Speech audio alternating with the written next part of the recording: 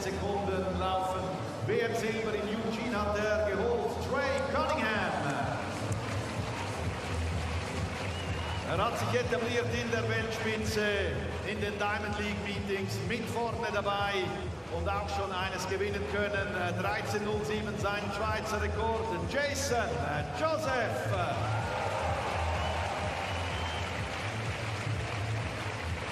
Neben ihm aus Jamaika mit einer Zeit von 13:10 Orlando Bennett. Er hat eine Olympia-Goldmedaille zu Hause, Tokio 2021. Willkommen, Hansley Parchment.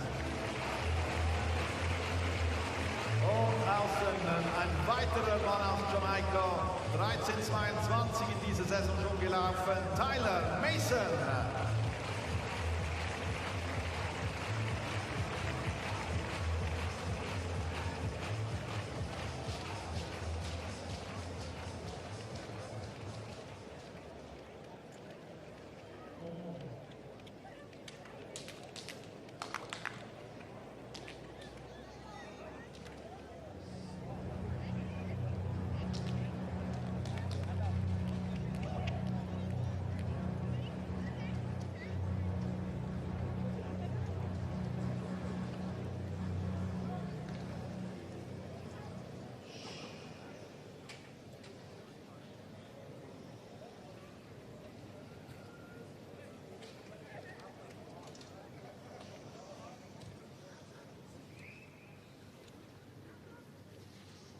Set.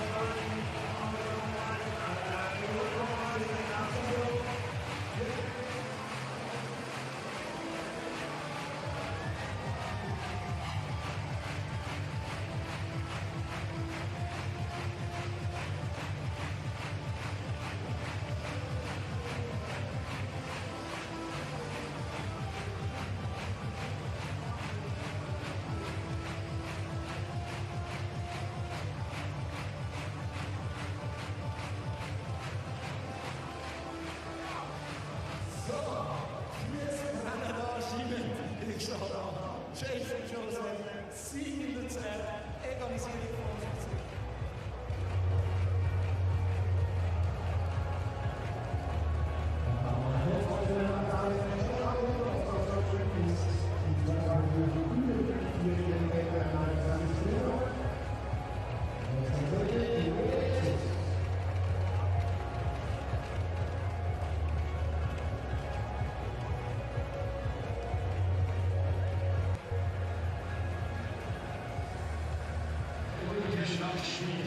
Let's have a look and catch up on the men's shot put. Big field, they started earlier on this afternoon to give themselves time to get all the way through. A big field of 12 athletes. See there on the second page, perhaps the big hitters, Munoz, Bukowiecki, Thompson and Fabry. Here's Bukowiecki, European indoor champion back in 2017. Picked up an outdoor medal in 2018 as well. Bukowiecki, just short of the 21-metre mark. It's a good throw there for the Polish athlete. Season's best of 21.07. So Bukowiecki, 1990, 2037, and now this in round 3. So it measured as 20.74. I think it looked a bit closer to the 21-metre mark, but I'm not down there, I'm not a trained official. So 2074, the mark for Bukowiecki. Marcus Thomsen up next, the new Norwegian national record holder, 21-23. He skipped the indoor season this year, Thomsen. Seems to have treated him well. Such great form outdoors. Speed there from Thomsen, a good cheer from him as well. Pretty similar there to Bukowiecki, troubling the 21-meter mark.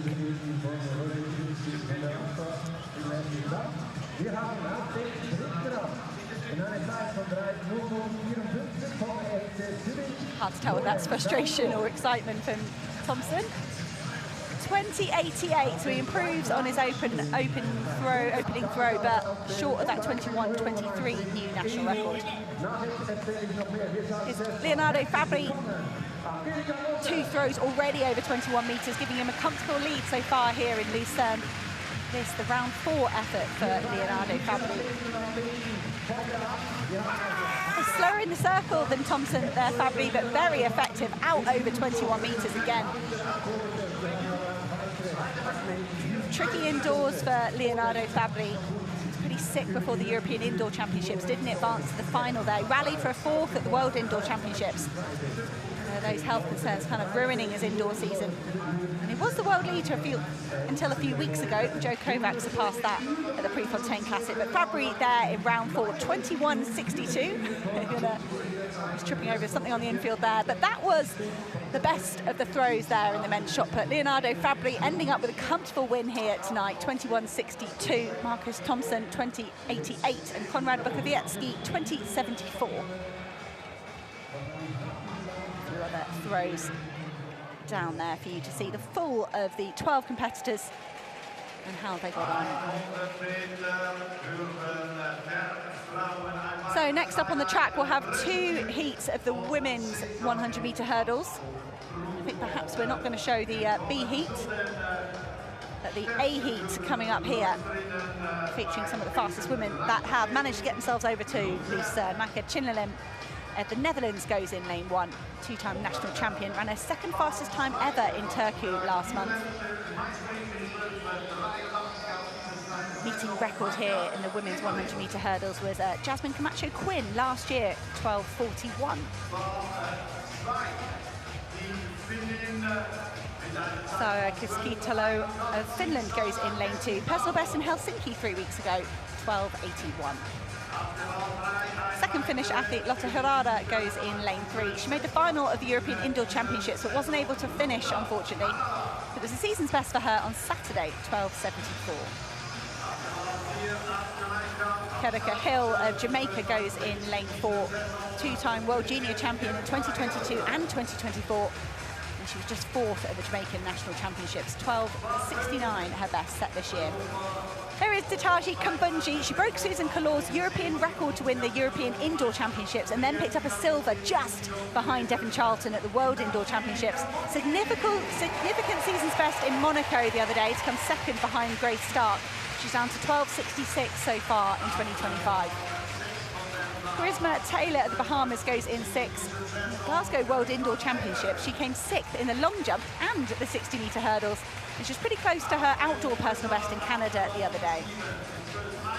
Renaya Jones of the United States is a late addition. She takes lane 7, 3rd at NCA's last year. Best race so far in 2025, probably her 2nd in Bydgoszcz on the Continental Tour Gold. Annalise Torian of the USA takes lane 8. She was 4th in the NCAs recently, representing Auburn University. Busy NCA season, lots of races. Torian here to have another go against the pros. There is Majinga Kambunji. It was a double win for the sisters here last year in Luzern.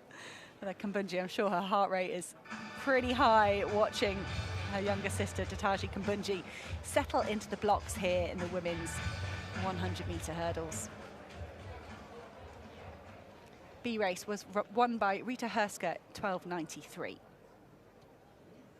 So that's the time target for these women.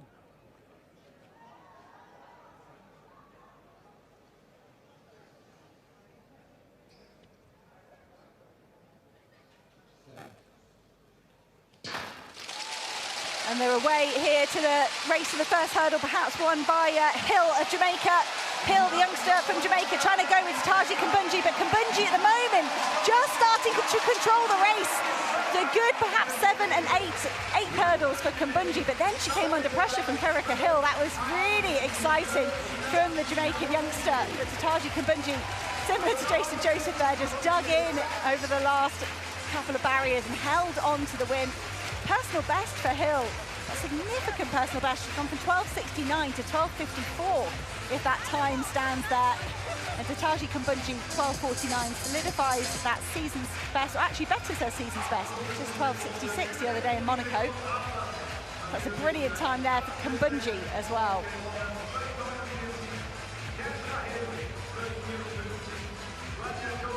Hill was really strong through the second half of the race there.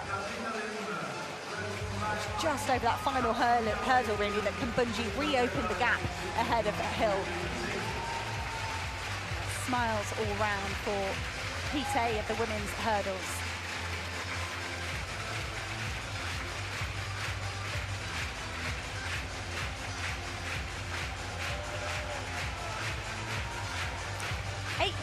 Spectators here in Luzern. It's going to be one of the highest numbers you see in a Continental Tour Silver. But there is the result of the women's 100-metre hurdles.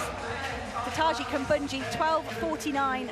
Kerika Hill, 12.54 for a new lifetime best. And a good third for Renea Jones of the United States, 12.86.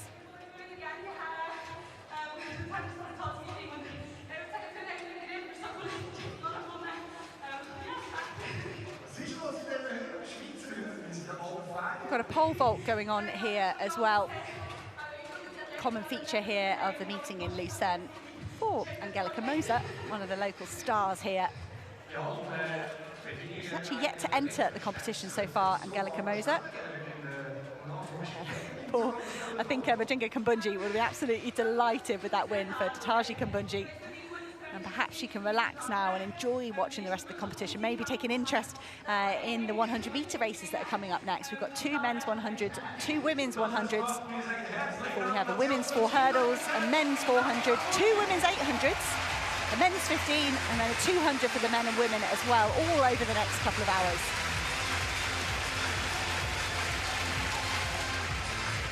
Smiles and waves from Taji Kambunji. So great afternoon so far for the Swiss, with a win from Jason Josephs and from Taji Kambunji.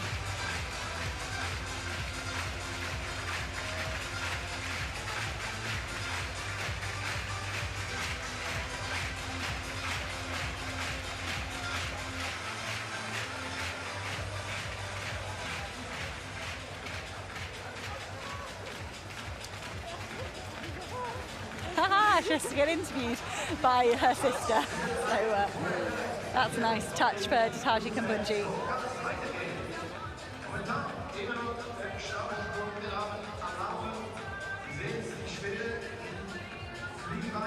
And this event really is popular with the local athletes. We always see both Kambunjis. We always see Simon Ehammer. He went in the men's hurdles early on. Bit of a ragged race from him, but it excited the fans anyway to see him.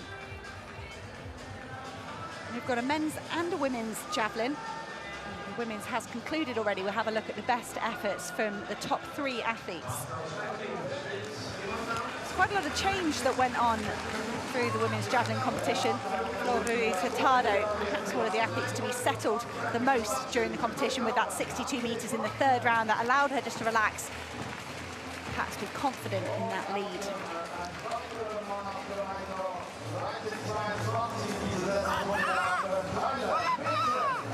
Hurtado, brilliant 5th in Paris last year. She would have loved to be back on the podium like she was in Budapest at the World Championships. But this throw here in round 6, it hasn't improved on her 62.04, but coming into this meeting here in Lucerne, Ruiz Hurtado hadn't gone over 60 metres, and she's done it twice here this evening. With that 3rd round throw of 62.04, and then again here in round 6 with 60 metres. I think Hurtado will leave Lucerne with a bit of a spring in her step and a bit more confidence. The world lead still with Victoria Hudson, 67.76. But for Hurtado, that's an important step in the right direction. Anita Sitina, good evening as well, 61.24. And Liana Davidson of Australia, a strong third place.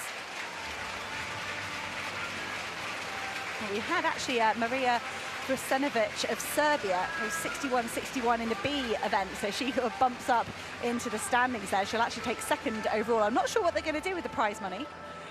Sometimes in the meets they combine two pools together and they have to share the prize. They have to kind of give the prize money to someone that competed better than them in another heat.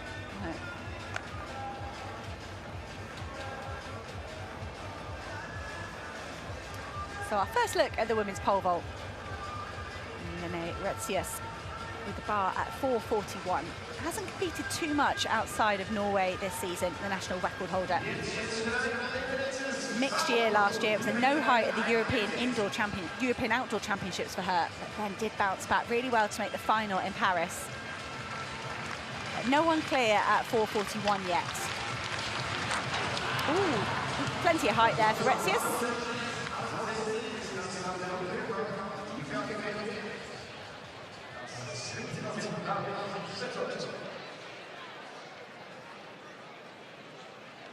Yeah, way higher than the bar, Retzius, too far in front of it. So still no one clear here at this height. Pascal Stocklin of Switzerland has had one try, but Olivia McTaggart and Angelika Moser both passing so far.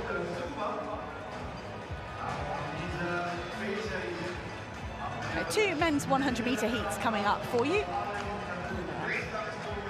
Great list here, considering this is the B heat, particularly the likes of Tien Welton, who's been super close to the 10-second barrier so far this season. The qualifying mark for the World Championships, I mentioned those World Championships in Tokyo 2 months away, and you can qualify on rankings, but you can also qualify by time. That 10-second barrier carrying extra significance this year. Abdulaziz Atafi of the Kingdom of Saudi Arabia goes in lane 1. Personal best at his national championships, 10:13. He also hit a national record at those national championships in the 200, and he was second at the Asian Championships earlier on this season. Tien Welton of New Zealand takes lane 2. Early world lead and personal best in February of 10:1. His last race, 10:29 in June. Joshua Azzopardi of Australia takes lane 3. Personal best in March for him at 10:09. He was third at the national championships. His last race, though, on Saturday, just a 10:38, so we'll be looking for something better here tonight. Delvis Santos of Portugal takes lane 4. Big personal best of 10:07 in Salamanca 5 weeks ago, and then a personal best at the European Team Championships to come second a couple of weeks ago, so he's really in form. Israel Sunday of Nigeria goes in lane 5, 10:12, just over a year ago at the age of 17. No results so far in 2025 for the youngster. Favour Ashe of Nigeria goes in lane 6. Good competition in Germany 3 weeks ago with a 10.1 and a 10.08, but he is a 9.94 man on his day. Bradley Nkauna of South Africa goes in lane 7. World Junior bronze last year behind his teammate Bayanda Walaza. A string of 10-0s in Switzerland in the last couple of years. He loves competing in this country. And his personal best 10.03 actually stretches all the way back to June 2021. We were due to have Joseph Famboulet in lane 8, and glance down the track, that is empty there, lane 8, so the Liberian won't be taking part. I wonder if we'll see him in the 200 later, because he was down for that as well, or whether he's a scratch from both events. It's the B race of the men's 100 metres. Fastest on personal best, Favour Ashe in lane 6. Go to the likes of Delvis Santos and Israel Sunday, 10.07, the season's best, but so closely matched. All of these men under 10.15 this season.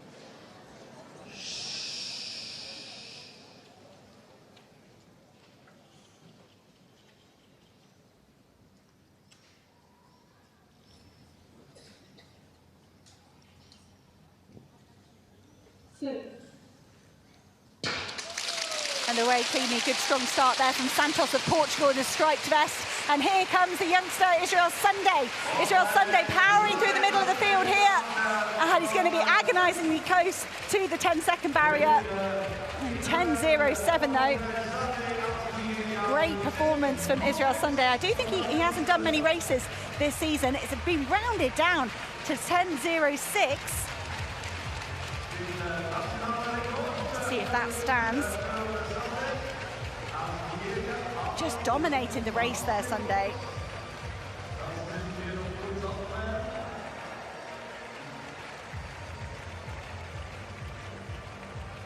Look back at the start there. Santos did get out of the blocks pretty well, as did Tian Welpton. But Israel's Sunday powered through the middle of the field there. And the Nigerian being credited with a national record. I'm not sure if that's right. Maybe it's a junior record. Maybe it's a national junior record. Doesn't look too impressed with it. Perhaps he was hoping for a sub-10, but a good win. And the good news for us here as we look at these races, there's pretty much no, 0.0 meters per second there for the B race in the 100 meters. We can get changeable conditions here in Luzern. We're right in the mountains, and those are really lovely conditions. Ocon Israel Sunday 10.06, favour Ashe 10.16. Bradley Nkauna South Africa 10.28 for third. So those men ending up quite spread out as we move through into the second half of the race.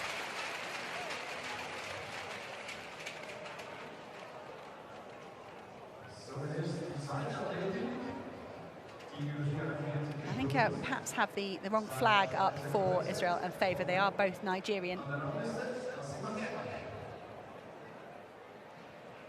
Have a look back at the women's pole vault. It's at 10.06, so how will that stand the test in that second heat? Because that was just the B heat. To be one in 10.06, pretty impressive. We've got the likes of Ajayi Kayan-Sola going in the next race. It's a 9.92 this season. And a few other men with personal bests well under 10 seconds. So, our first look at Angelika Moser. Coming in here at 4.41.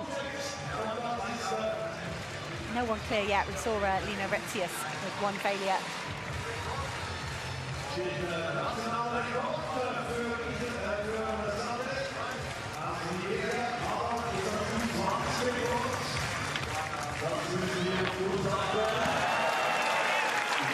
Good clearance there from Moser.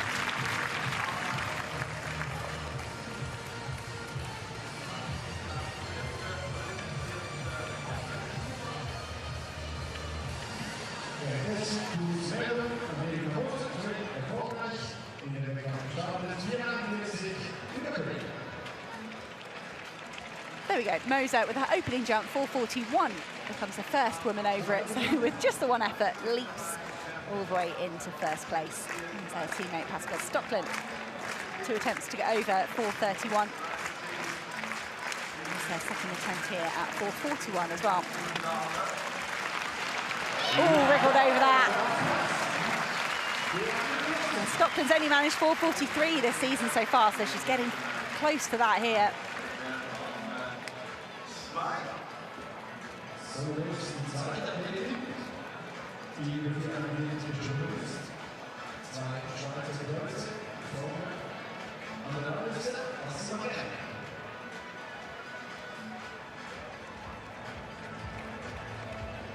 So there's a look at the second heat here in the men's 100 metres, and I do think we got the wrong flag up there again for Ajayi Kayan-Sola.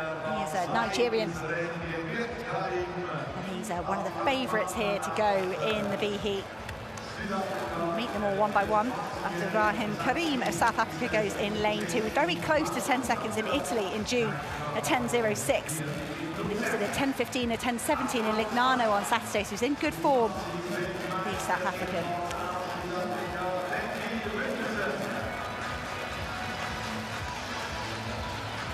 Empty lane 1 as planned in this race, no one missing there. There's Benji Richardson, also of South Africa, 2-time World Junior 100-metre medalist.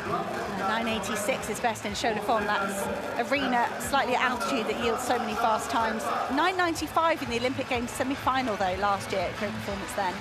Lucas Anser Perpra of Germany goes in lane 4, equalled his 10-second personal best in Germany a month ago. There's Ajayi Kayan-Sola, he won last year in 10 dead. 9.92 in the semi-final of the NCAs, then came in 4th. So won in France in 9.92 the other day, and 10.09 in Kortrijk. Timotei Mumenthaler took the gold at the European Championships over 200 metres, and he just lowered his personal best, coming second at the Oslo Diamond League over that longer sprint again. But he has hit a 100-metre personal best this year of 10:13. So Rowan Watson isn't in lane 7, the Jamaican, so that's a shame we've lost him. Ibrahim Fassini of Ghana goes in lane 8. 10:11 and 20:20 so far this season for Fassini. There is Mumenthaler. Great bend runner, and it was brilliant to see him take that second in Oslo. So we've had a win for Jason Joseph and Dataji Kumbunji in the hurdles races so far. It would be quite an upset here if Mumenthaler, the 200-metre specialist, took a win. And Kayan Sola really hoped to follow in the footsteps of his teammate Sunday and get close to 10 seconds. Sunday's mark from race B, 10:06. That is the target for the likes of Kayan Sola, and Peplar and Mumenthaler here.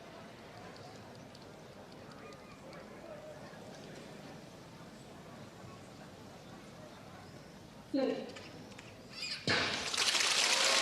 start from Benji Richardson, the tall South African, in lane 3. But here comes Kayan Sola, the winner last year. Kayan Sola running away with this at the moment. Benji Richardson going well for second place.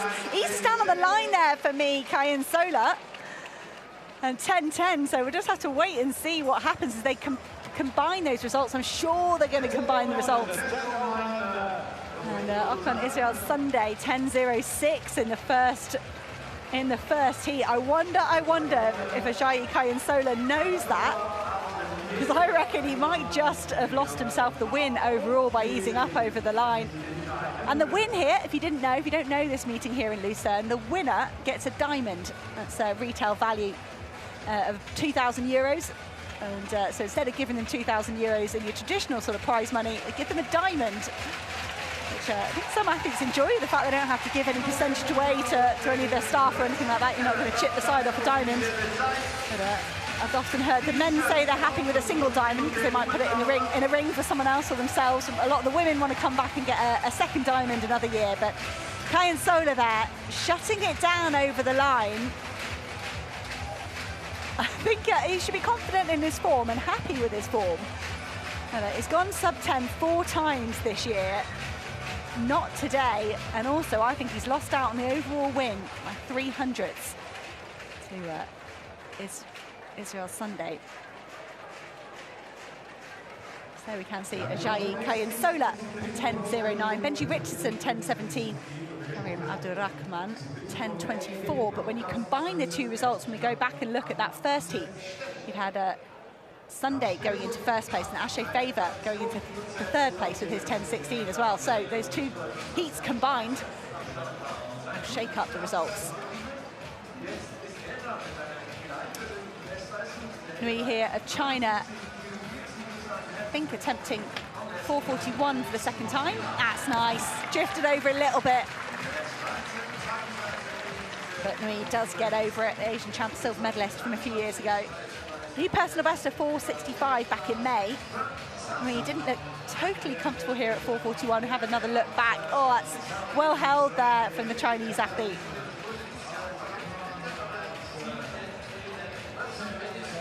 So she makes it over 4:41. A shaky start for her, though, with those 3 attempts at 4:31 and 2 at 4:41. I wonder if she'll have the nerve to pass. McTaggart coming in here at 4:41 as well. And second attempt, easily over for Olivia McTaggart. Indoor personal best of 4:65, still her season's best. She's got a best of 4:71 as an outdoor athlete, McTaggart. That's a good jump there from McTaggart, plenty of space.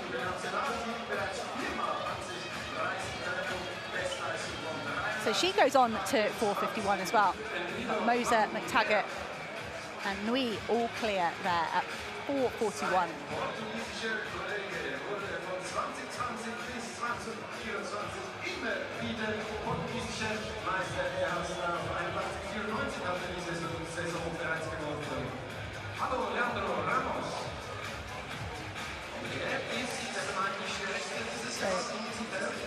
Nui, one of the earliest women to have a go at 4:51.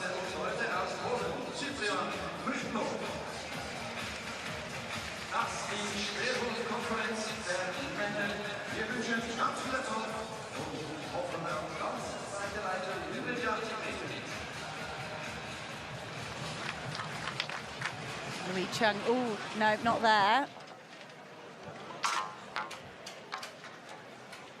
See whether we get a look at the replay here for Nui. Something going wrong here with the pole plant, like nowhere near enough energy into that pole. That's what it seems like. Hasn't got the necessary bend in there, or perhaps just sensing she was off centre, because she was off centre when she cleared that 441. Nui Chung racking up the failures here, and that's going to take a lot of energy for her.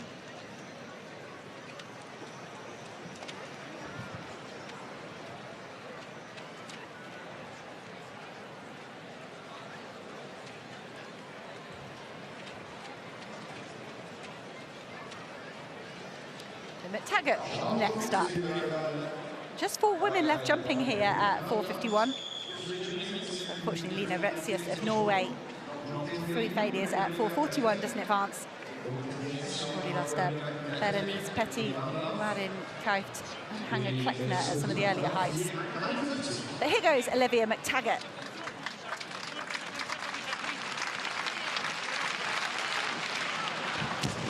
Nope, not with the first attempt for McTaggart. Former gymnast, so many gymnasts find their way into pole vault, and you can definitely see why. Knocking the bar off on the way up there, McTaggart.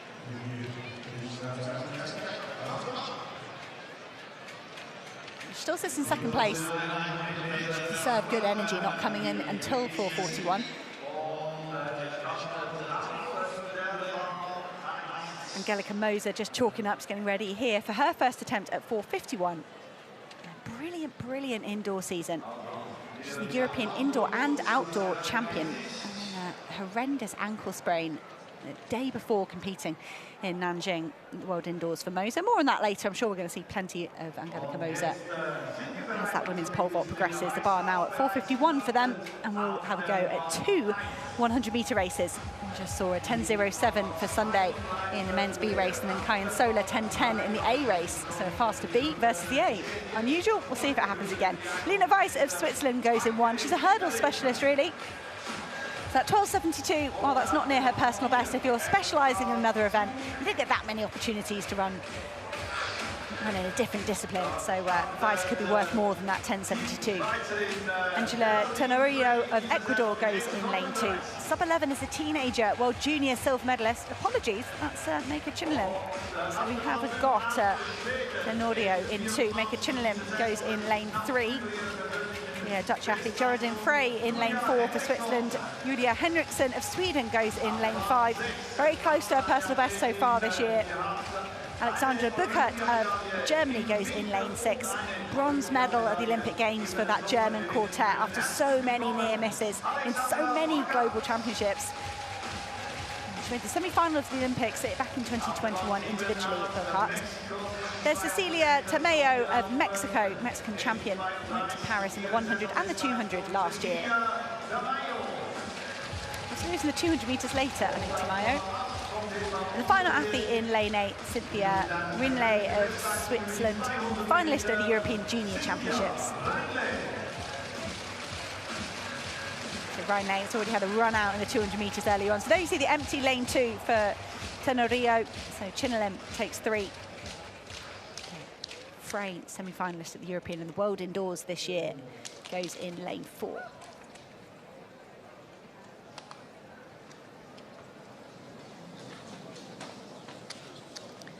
So Henriksson, the only athlete in the field that's gone sub-11 seconds in her career. Henriksson will be lining up in the 200 metres later as well, perhaps her best event.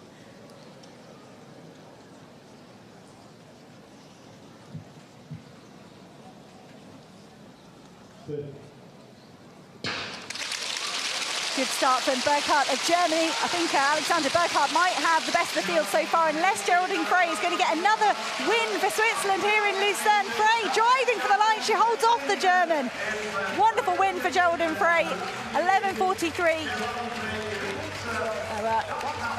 outside her season's best, but a good win there. Been rounded down all these times, getting rounded down. We love that.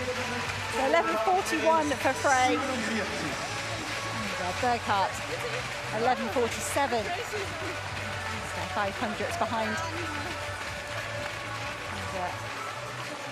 And Meg Chinlin being credited with a personal best there.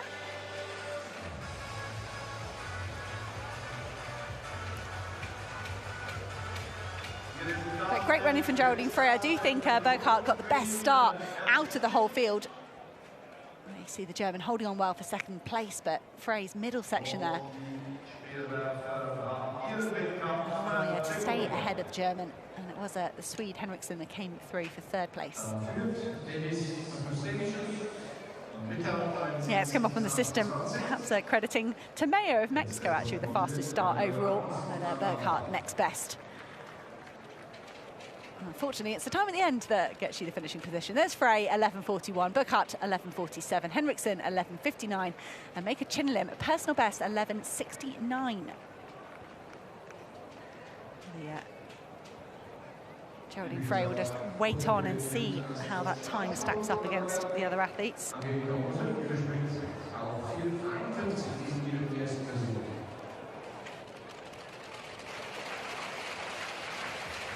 Back to Moser. I was just getting started on the story of this ankle injury when we saw her previously. She's really bad ankle sprain in the warm-up in Nanjing for the World Indoor Championships. Managed to somehow push through for a bronze medal, but when she got home, wonderful clearance at 4:51 there for Moser. When Moser came home from China, her team took a kind of precautionary exploratory scan on that ankle. Turned out she'd torn 2 ligaments, and the rehab was pretty long and arduous for Angelika Moser. So it was a late start to the outdoor season. She's been jumping with a short approach. She's been jumping well, though, Angelika Moser, but fourth place athlete in the Olympic Games last year. She would have loved to have kept that momentum from the indoors sort of uninterrupted. Doing a good job of getting her season back on track.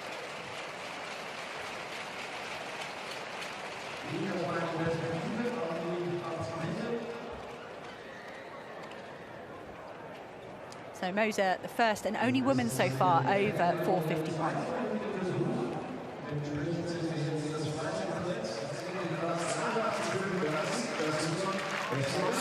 Olivia McTaggart in second place at the moment.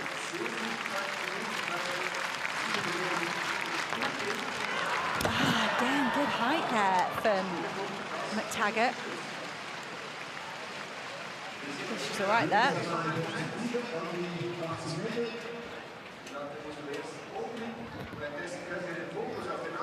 Yes, big jump there for Olivia McTaggart.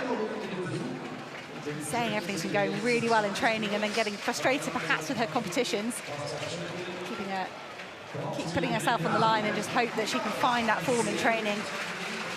Definitely something big in there, but unfortunately for the moment for Olivia McTaggart, 2 failures at 4:51.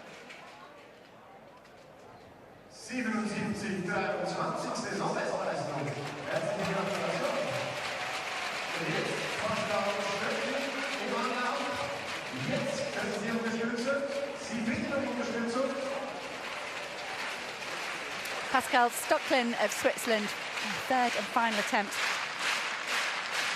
4:51. This would be a significant season's best for her. She did jump 4:60 last year, though.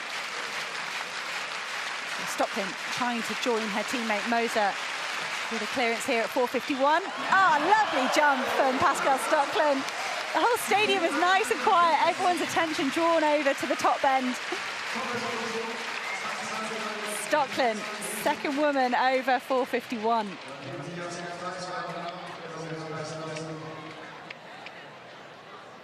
Lovely celebration the second she knew she was over the bar.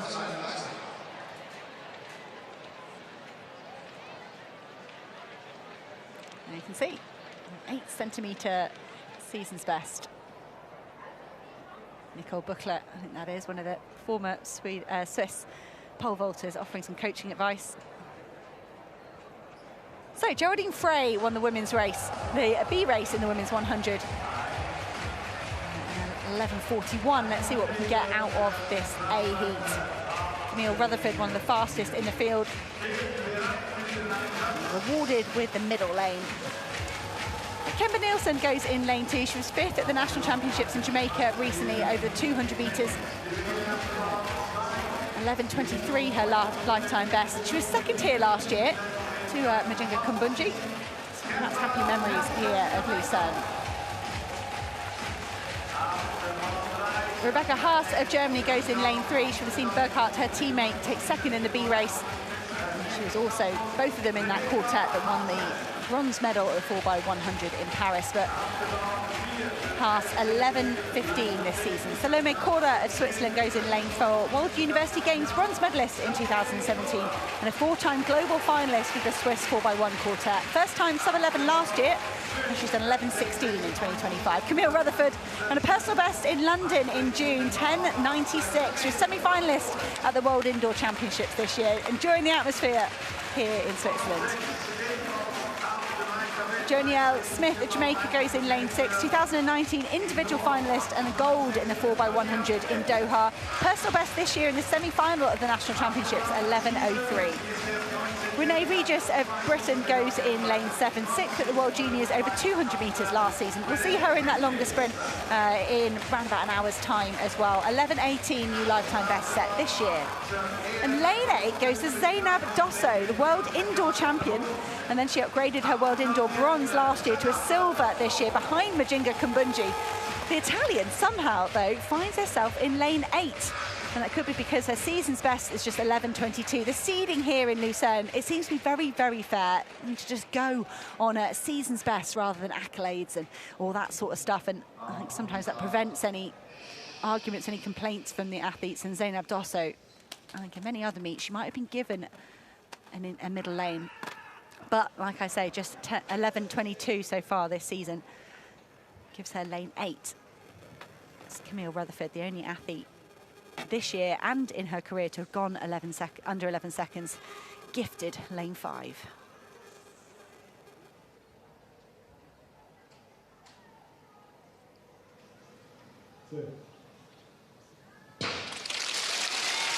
And the way first time Camille Rutherford in the blue strip of the Bahamas, trying to stay on terms with Zainab Dosso all the way in lane 8. And there's a big move there from Smith of Jamaica. Smith of Jamaica going hard here in the middle stages. Big win in the end for Jonielle Smith of Jamaica. Backing up that 11:03 form. She was 5th in the National Championships in Jamaica in the end, despite that personal best in the heats. And that is a lovely run from an athlete who was managed to pull her number off, but just trying to get herself set for the photo. But Jonielle Smith was a brilliant competitor back in 2019. I mentioned that individual final in Doha, and she stuck at it and stuck at it over the last 6 years. And she looks in great form this year. I know she'll be gifted a spot in that Jamaican 4x1 team. And Jamaica, as always, so many athletes to choose from. This meet here in Lucerne has been happy hunting for the Jamaicans over the last few years. The meeting record was Shelly-Ann Fraser-Price back in 2023, but the winner this year in 2025, Jonielle Smith.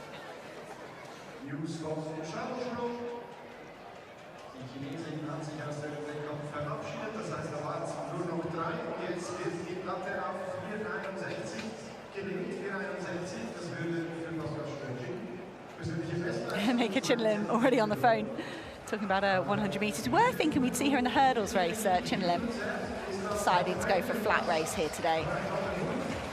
So we'll bring you up to date with those confirmed results of the A heat just as soon as we've got them. But Olivia McTaggart is on a 3rd and final attempt at 4:51, trying to join the 2 Swiss athletes, Stocklin and Moser, in the clearance here. That's better for McTaggart. We saw it was a huge jump with that 2nd attempt, just knocking the bar off. McTaggart making the necessary adjustments at 4:51.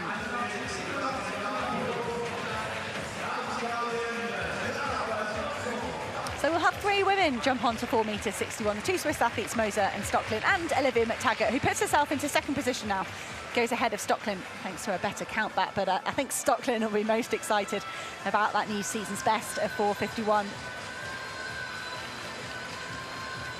This, Stocklin, she's staring down the runway at, would be a 1 centimetre personal best.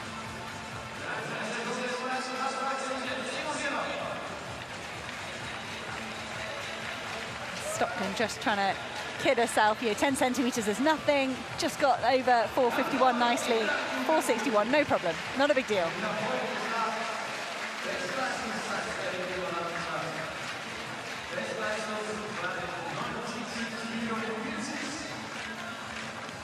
Stockton first in the jumping order. That'll be McTaggart and then Moser. It's 4:61.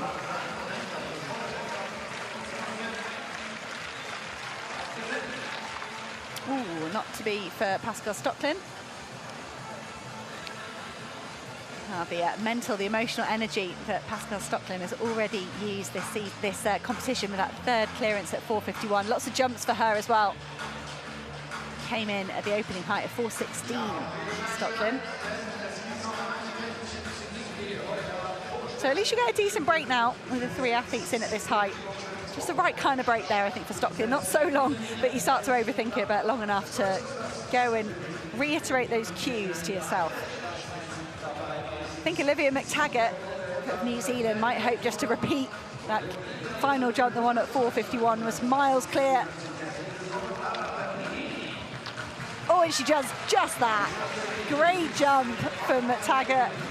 I'm pretty sure that's an outdoor season's best for McTaggart. I mentioned that 4:65 indoors, but she hasn't quite found that form so far in the outdoor season, but I think McTaggart there, yeah, just carbon copy of the previous clearance at 4:51. But all of those jumps she's done, a lot of the jumps we've seen have been very similar, very high, and they've just not necessarily been at the right point over the bar. But the last couple from McTaggart have been great.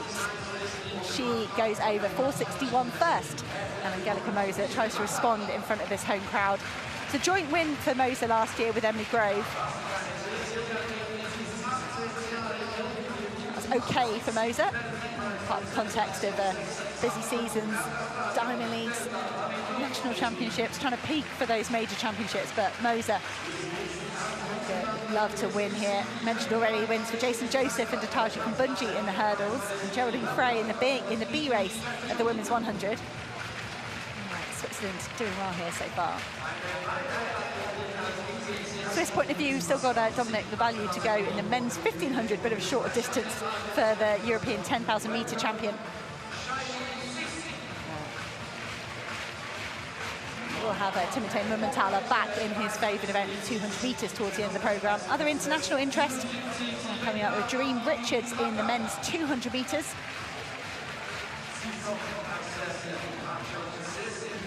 Two great women's 800 metres. Lara Lieberman, European indoor silver medalist, goes in the women's 800 metre A race. That's the final event here in Luzern. It's coming up in around about 70 minutes.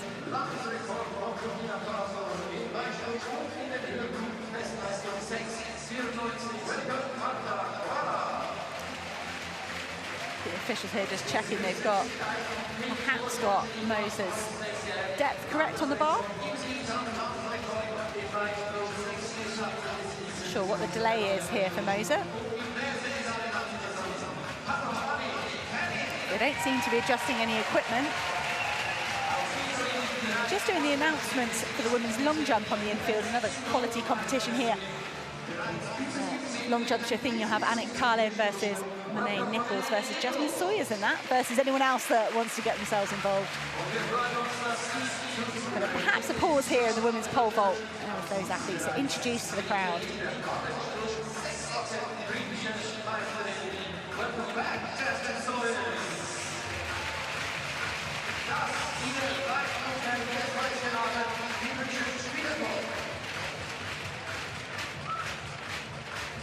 Angelica Moser, we're very used to any sort of delay on the track. She's been there, done it all. So after a short delay, Moser trying to join Olivia McTaggart with 4:61.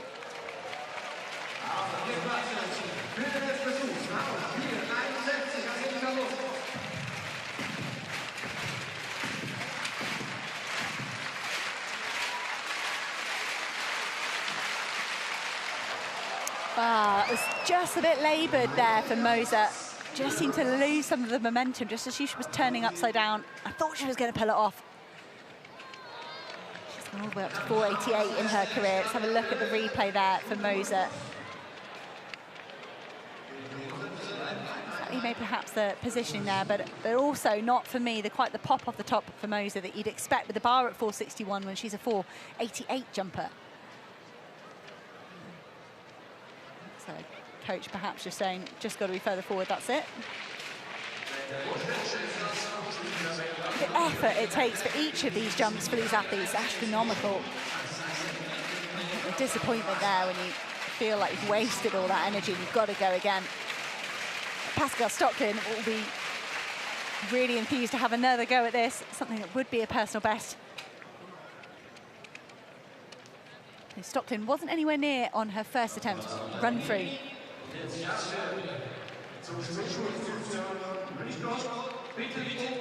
It's her 10th jump at the competition here in Luzern.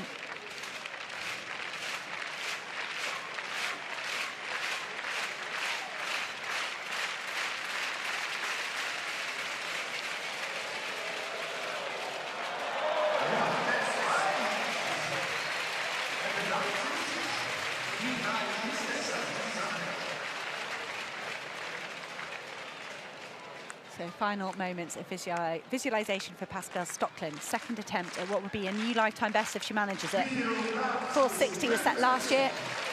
The season where she made the European Championships final. Yes, for new heights, new territory for Pascal Stocklin. And again, another run through. Oh. I do just wonder for Pascal Stocklin, like I mentioned, so many jumps before we got to 4.61 here. She's got to be tired. And perhaps realising she wasn't carrying enough speed, enough energy into the final few steps there to merit taking off, to risk taking off. But perhaps the adrenaline will get going now for Pascal Stocklin when she realises she's in great form and she's got an opportunity to get a lifetime best if she can just muster it. So, unusually, it's Olivia McTaggart of New Zealand getting the extra recovery with her first-time clearance at 4.61. That's Angelica Moser that's having to go again to stay in the competition.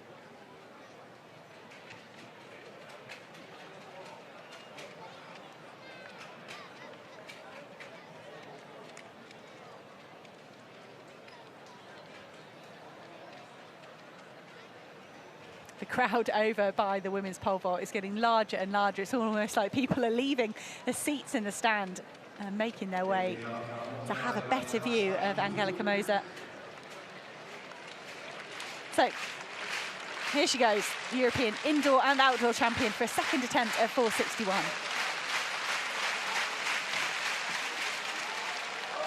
Oh, did it stay up? Oh, nearly. Yikes.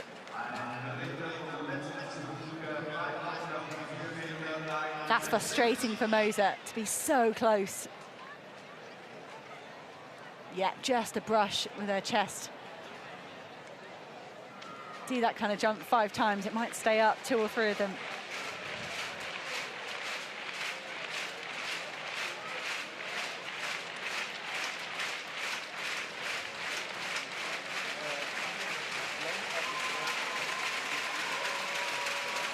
So heat A of the women's 400-metre hurdles up next. We haven't had a graphic for the women's 100 metres. It's come up on my system, confirming Jo Neal-Smith is the winner from Jamaica at 11.12. But this is our next track race. And this is Eileen Demers of Germany, world and European semi-finalist. Best of 54.8 set in the last couple of years. 55.38, her best performance so far this year.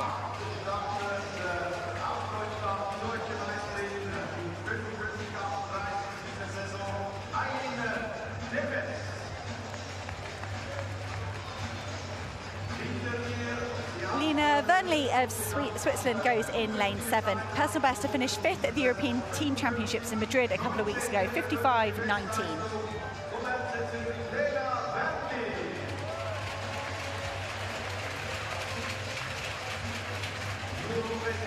Naomi van den Broek of Belgium takes lane 6, part of the Belgium Cheetahs 4x4 squad that have made so many global finals and finally the European bronze in Rome last year. Lina Nielsen takes lane 5. She broke Nicole Jurgen's national indoor 300-meter record. Great flat races over the last few weeks, and the hurdling is improving. She's down to 54.66 so far. Ilana Jukic of Australia goes in lane 4. Personal best in Memphis on Saturday. It's a lot of travel to get from Memphis to Switzerland. She was second at the national championships this year behind Sarah Carlin.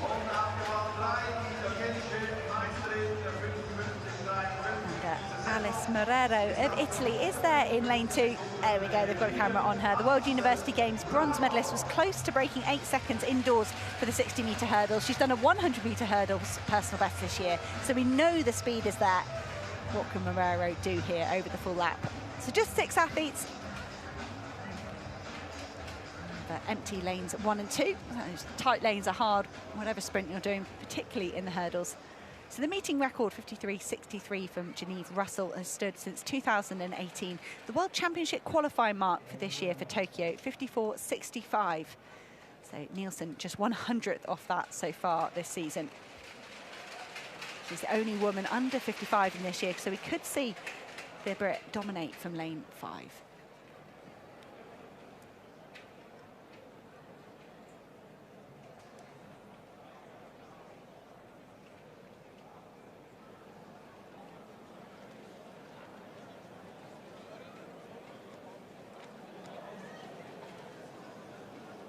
Set. Ooh, I think that could have been perhaps Jukic. Just a bit of a twitch in the blocks. That's just my first instincts there from watching it the first time. I'm not sure whether we'll get a replay. Morero making her way off to the side, but I wonder if that's just for a swig of water.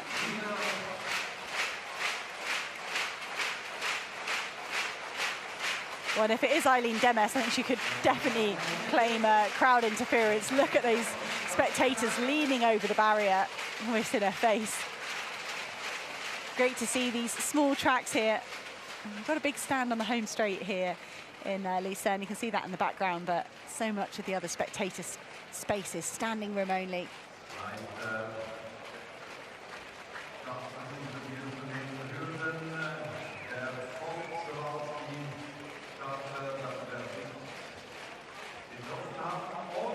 And there is a red card coming out. What a shame here. One of these 6 women. And it is going to Alice Morero. She's going to have a discussion here. She's going to have a look over at the computer, Alice Morero, and I can see on my system here from my commentary position, she's been credited with 0.04, nowhere near to the 0.1 limit for reaction time. Well under it. Morero is not sure at all, and I think it's hard to just see some figures. It'd be great if Morero could perhaps see a replay alongside that. She's not kind of associating her experience with that reaction time. We'll have a look here at the replay for us. It's a quick movement there from Alice Morero. She's one of the athletes that moves first.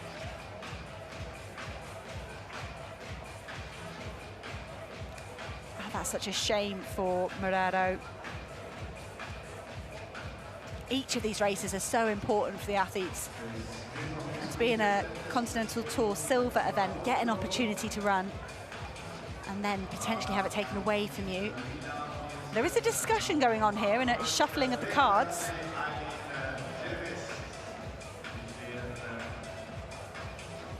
I'm not sure what's going to go on here, whether Morero is running under protest.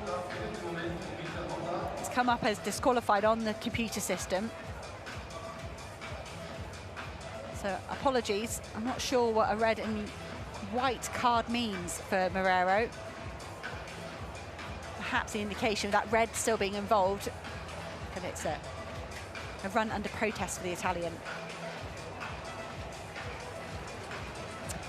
So the other women there, they've had a 5 minute, well, not 5 minutes, few minutes, standing around and waiting. go back to their blocks here. So Muraro of Italy in lane 1, perhaps running under protest. Alana Jukic of Australia goes in lane 4. Lena Nielsen, the fastest woman in the field, goes in lane 5. Naomi van den Broek of Belgium in lane 6. Lena Wernli of Switzerland in lane 7. And Eileen Demes of Germany in 8.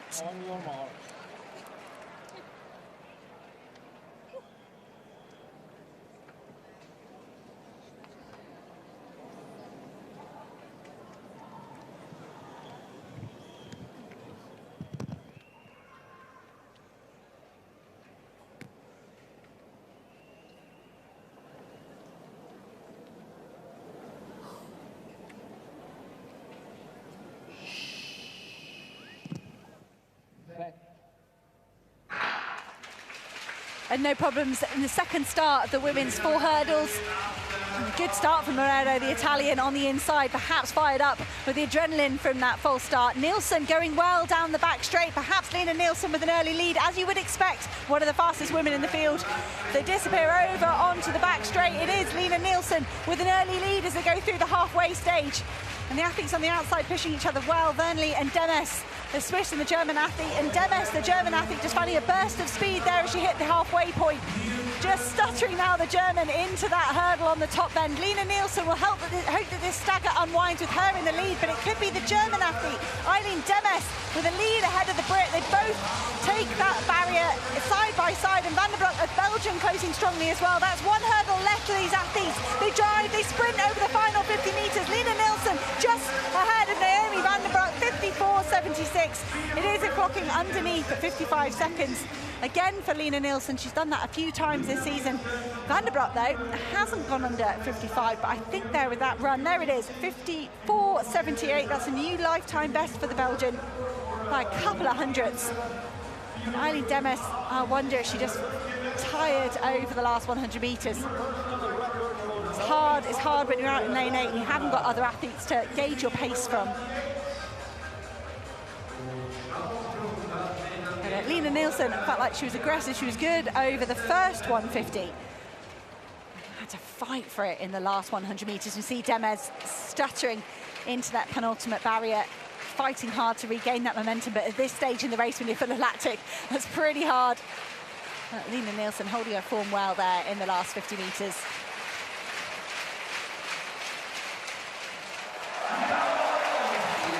Good win from Lena Nielsen. No easy way to do a 4 hurdles. Pretty much an event that will always put you on the floor afterwards. There's the results, 54.74 for Lena Nielsen. Naomi van den Broek, personal best, 54.78. And Eileen Demes, 55.39, holding on for 3rd place. And Muraro, it is confirmed there as a disqualification for the Italian. So unless she can argue something, when she goes away now before her warm down, I think it will have been just a exhibition run for Muraro, run under protest.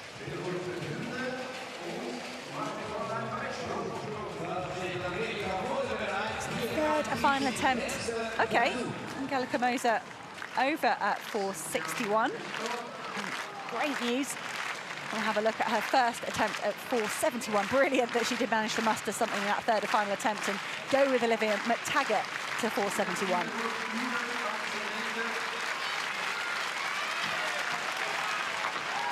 That's more like it from Angelica Moser.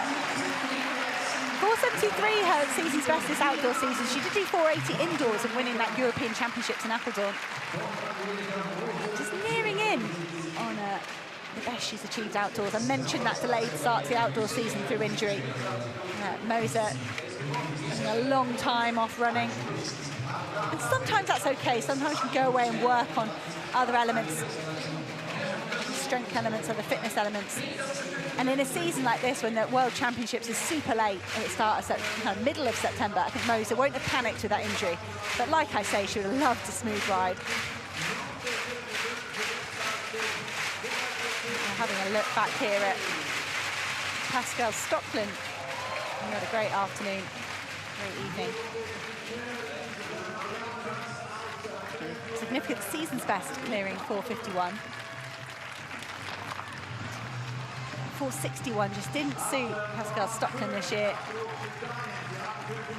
So 3 run-throughs there at 461 for Stocklin, and I think so many jumps to get up to this point would have just fatigued Stocklin. But perhaps for the next competition, she'll have the confidence, come in a little bit later, maybe skip a height. So I don't think it's necessarily about the duration of the rest. She had plenty of time with the other athletes jumping to have enough recovery, but if overall that fatigue is just accumulated and it's too much. But a great third place for Stocklin.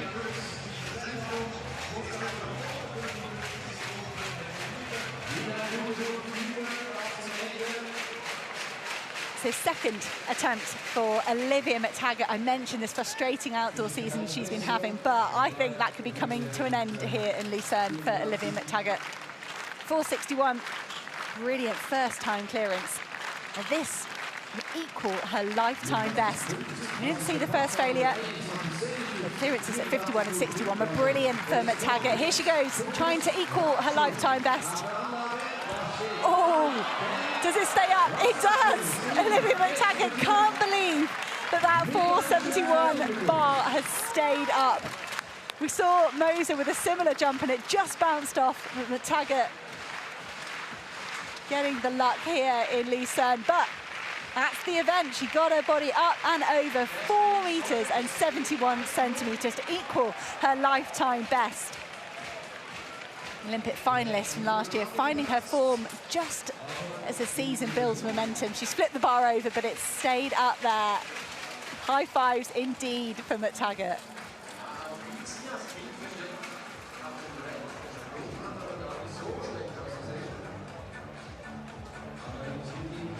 So the bar goes up to 476 in the women's pole vault. Moser has the lead thanks to that first time clearance at 471. McTaggart in second place, and Stocklin out of the competition. Had a good third for the Swiss athlete. Some male one-lappers crowding around the track. Late addition there, Evan Mafilas into lane 1. So many athletes, so many international athletes are just on the circuit, milling around, and they get the opportunity to compete, and they're right over here. That meeting record, 44.45, has stood since 1997 for Butch Reynolds. I wonder if we'll get that trouble tonight. Lionel Spitz of Switzerland goes in lane 8. Under 23, silver medalist at the European level back in 2023.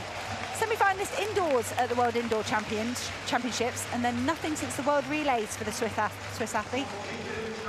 Linda Kokimore of South Africa goes in lane 7, part of the quartet that won the World Relays in a national record just before he turned 18. He's 18 now.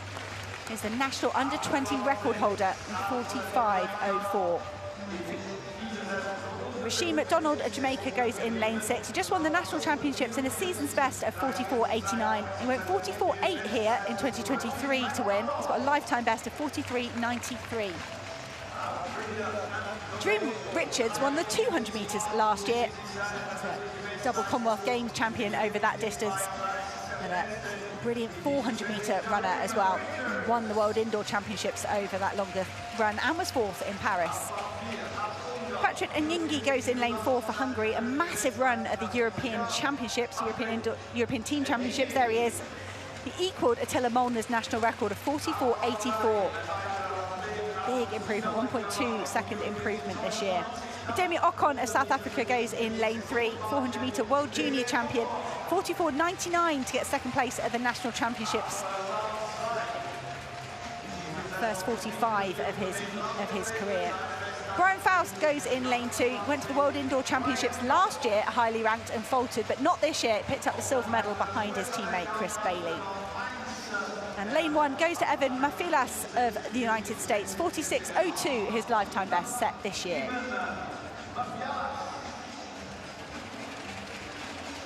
The fastest in the field on personal best is Dream Richards, 43.78, set in that Olympic final. It's a brilliant men's 400-metre final there, and Dream Richards coming in 4th place. Just sensational, I'm sure agonising for him. But the Trinidad and Tobago can compete over 200 or 400, it's really up to him. It's very fun for an athlete to be able to compete and be competent in a couple of different disciplines. And Dream Richards, a very exciting athlete, but he's got his hands full here. Patrick Nyingi is in great form, as is McDonald and the South Africans, Ocon and Kokima.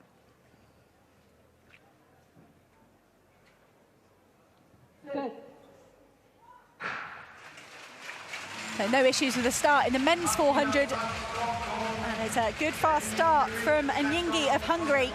Been given a tight lane there, lane 4, Nyingi, and he's already pulling up alongside Jareen Richards. Good progress as well from McDonald of Jamaica outside. You can see McDonald there has gone ahead of Kokimore and Spitz. The athlete in lane 6 leading as they go to 200 metres. But had the athletes judged this right, and Nyingi had a great indoor season. You thought he couldn't get any better, and then he did that 44.84. But as the athletes round into the home straight, perhaps Rashid McDonald starting to struggle ever so slightly, and Nyingi looks like he might have hit lactic as well. And Jareen Richards trying to find something here. The Trinidad and Tobago holding his form in the last 50. He looks right, he looks left. Is he looking close enough? He has judged it correctly. Arm aloft, 45.13. A win for Jareen Richards over 400 metres. We've seen him in 200 metres in the last couple of weeks. Look, back to 400. And a well-judged race. I wonder if Jareen Richards was feeling a bit tired. Lots of travel, lots of races. Because he wasn't explosive in that first 200 metres. It's almost like he was waiting for everyone else to play the hand and then just squeeze enough out in the last 60 or 70 metres. McDonald held on to that pace well, 45.30. And Nyingi, I wonder, great to have a look at the replay. I think Nyingi might have been kind of aggressive around the top bend, perhaps, or the middle sort of 150 metres, the Hungarian. He just ran out of steam in the last 50. Kokemaier looked like he was rounding that bend. Going to launch and attack the 18-year-old. But in the end, the more experienced athletes, Jareen Richards, Rashid McDonald, judging their races perfectly. See Patrick Nyingi just at this point here, starting to lose his form, starting to overstride. Look at the difference there between Nyingi and Richards. Richards, he would have loved a big screen, I think, to give himself a bit more confidence, but he was able to look around.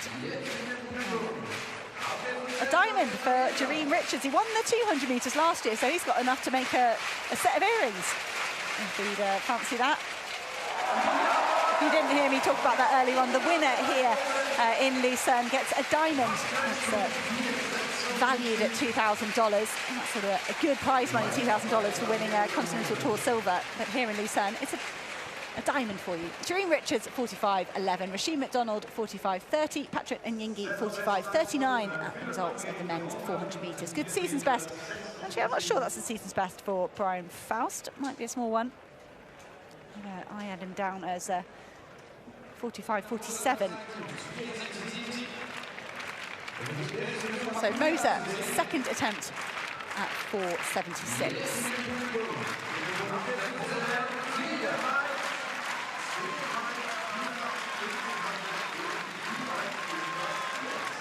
Ah, nice for Moser. It looked quite controlled to me for Moser. I think you see that sometimes when athletes are capable of so much higher, they sometimes take it back to basics. You just slow things down, give your brain, give your body more time to go through the motions.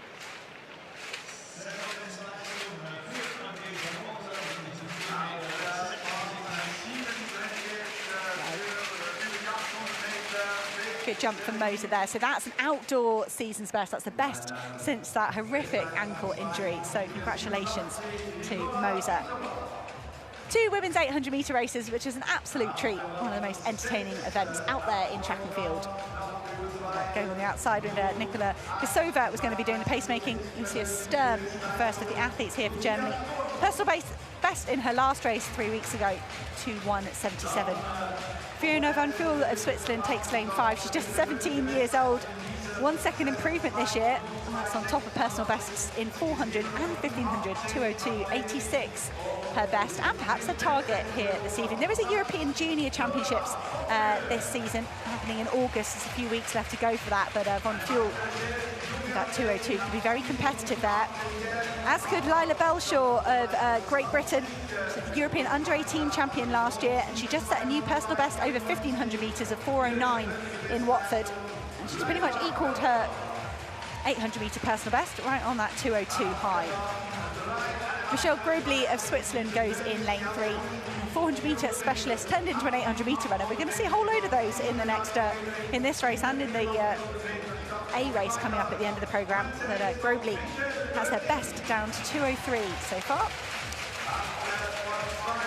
I think there'll be loads of athletics fans delighted to see Anita Henriksdottir of Iceland back on the start lines. The World Youth and European Junior Champion, European Indoor Championship bronze medalist back in 2017, is finding some form. She's down to 2:03 so far this year.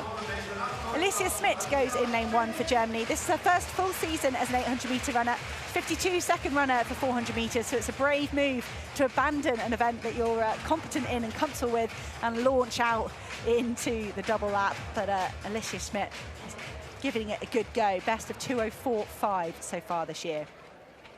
Henriksdottir, 2:05, her lifetime best set back in 2017. Would love to get below that 2:03. She's been stuck on that 2:03 for a few years. Henriksdottir took a good win in the Oslo B race at the Diamond League. It's just fantastic to see her competing and racing. This is an aggressive start from Von Fuel, the Swiss athlete, the youngster. I mentioned that 400-metre personal best, so plenty of leg speed for her. I do think there'll be a bit of a junior battle going on between Belshaw and Von Fuel. Very interesting to see how they match up, having probably raced domestically for most of the season. But a swift opening 200 metres for these athletes, 27 seconds. The pace that's been asked for is 59. But I think Bisova of the Czech Republic had to work hard to get ahead of all these athletes. And it's Lucia Sturm of Germany who's put herself up in front of the rest of the racers. I mentioned that new personal best, 2:01.77. That's 3 weeks old now, so Sturm's had a bit of time to train, a bit of time to get on top of that form and build on it. That could be why she's going so aggressively through this first lap. Let's have a look at the split through 400 metres. 57.8, that's mighty fast for these women. I think Anita Henriksdottir and perhaps Alicia Schmidt have played this right, hanging at the back of the field here, just relaxing somewhat. And perhaps the likes of Grobli as well, just running a patient race here. Grobli going the first to go past Von Fuel. And there's a response here from Lucia Sturm as the pacemaker drops to one side. Laila Belshaw of Great Britain has moved so well in this third 200 metres. Laila Belshaw on the shoulder of Sturm. And there's a big move, a response from Von Flew, the young Swiss athlete. There's the under-20s flanking Lucia Sturm. And Laila Belshaw, fresh off that 4:09 personal best in 1500 metres, has launched into the lead with 150 to go. These three pulling clear of the rest of the field. Alicia Schmidt just starting to struggle ever so slightly. Henriksdottir trying to launch a finish down the home straight. Laila Belshaw looks absolutely full of running though. She hits 50 metres to go. The clock at 1:55. This could be a lovely run for Laila Belshaw. Whatever it is, it's a good victory, a well-judged tactical race for Laila Belshaw. 2:02.03, that's a new lifetime best for the junior by nearly a second. A patient run from Belshaw. She put herself in a good position. Probably one of her fastest first 400 metre splits ever. But she didn't falter. She held her nerve. And that's a great run from Belshaw as she looks towards those European Junior Championships. These take place in Tampere in Finland in a few weeks' time.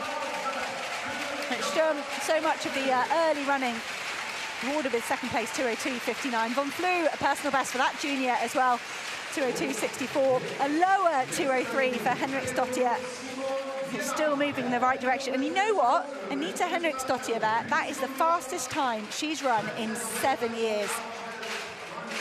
Lovely to see the Icelandic athlete mixing it with these athletes here today. To see the pacemaker just saying, did I really have to go 27 to get ahead of you lot? And that pacemaking will be fine when we look towards the A race that's coming up in about 50 minutes, 40 minutes or so. But Laila Belshaw emptying the tank for a new personal best. And Alicia Schmidt might have hit a new personal best as well. 2:03.21 for Schmidt. It's definitely a season's best, but I thought that could be a lifetime best for her as well.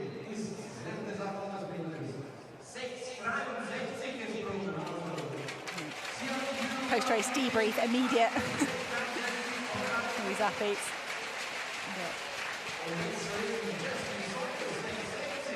There's a look at the results. Laila Belshaw, new personal best, 2:02.01. Lucia Sturm, 2:02.59. Fiona von Flüel, a personal best as well, 2:02.64. Anita Henriksdottir, her fastest time in 7 years, 2:03.04. Alicia Schmidt, 2:03.21. And Michelle Grobly, 2:05.80. So Olivia McTaggart, I think, has already reset the tone of her 2025 here in Lucerne, equaling her personal best, and I think that would be a relieved smile. But she's got an opportunity, one last opportunity to extend that personal best. Came in early here, McTaggart, at 4:41. 11th jump of the competition coming up for Olivia McTaggart. Would be just fab if she could find a bit of energy to get over 4:75.76. We haven't seen her previous 2 attempts at this height. We've seen Angelika Moser go clear. McTaggart looked brilliant with her successful jumps at 51, 61, 71. Here, having a go at 4:76. Again, fantastic height. I think Olivia McTaggart will be very happy with that 4:71 to got a result out that proves she's in the form of her life. And that, it was messy. It was nowhere near a successful jump, but good height. Brilliant height from Olivia McTaggart. Great competition and a great second place for her.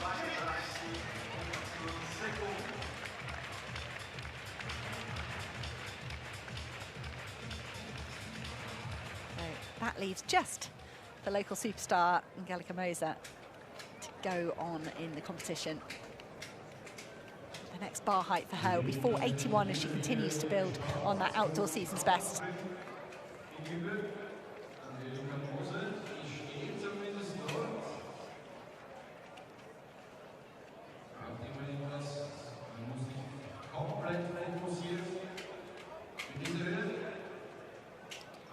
Next up on the track in around about 4 or 5 minutes, the men's 1500 metres, then a men's 200, then a women's 200, and then a women's 800 metres. Angelika Moser up next, a second attempt at 4:81.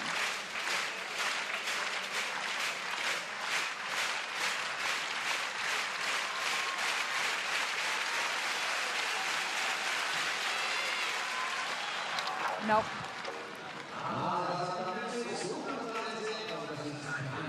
I mentioned Moser had a joint win last year, I think at 4:60 with Emily Groves, so she's way better than that this year.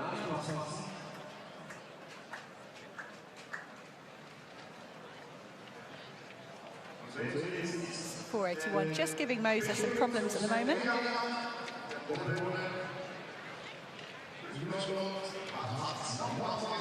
Going to have a quick look and see how the women's long jump competition is rounding up. So, great field there with Annick Carlin, Monet Nichols and Jasmine Sawyers. Mate Koala as well, Monika Gardasevic. Lots of talent here in the women's long jump. Still just in the early stages, but we can see how Annick Carlin has been getting on. She won here by 1 centimetre over Monet Nichols last year. And just opening up proceedings here, the heptathlon specialist. And Simon Ahammer, we know how good he is over the multi-events and over the long jump. Annick Carlin, again, this is her specialism, but she's probably just still a better multi-eventer than she is in the long jump, but it's getting close. European and world indoor silvers this year. She was 4th at the Olympic Games in the heptathlon in 2024. She was just 5th in Gotzitz this season, so got the full heptathlon done. I doubt we'll see her do another one before Tokyo. 6:32 for Annick Carlin in the first round. And that takes us to some more middle distance men's 1500 metres, meeting record set last year, 33.92 by Amé Assaï of Morocco. It's not here this year, so we will have a new winner. Dominic Laballiou, a regular feature here in Lucerne. He's won the 3000 metres the last couple of years, but he's stepping down here.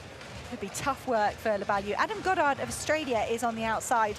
New lifetime best of 3:39 in Lignana on Saturday. I'm afraid I'm not sure whether he's pacemaking or racing, Goddard. It could be his pacemaking all the way here on the outside.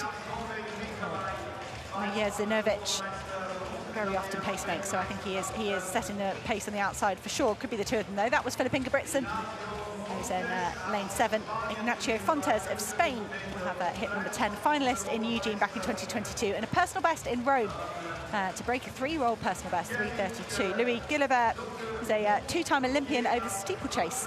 He seems to be focusing on 1500 this year, and Dr. Monrosier, his French teammate, alongside him, another guy who's made big improvements this year. Dominic Lebaillou, a national record in Oslo over 5,000 metres, 12:50, and then a 12:56 in Monaco, so we could be tired from those two 5,000s. Lebaillou, I think if the pace lags at all, it's meant to be on target for 3:32. I think Lebaillou would be delighted with that, but he'll definitely push if he feels the pace is slowing ever so slightly.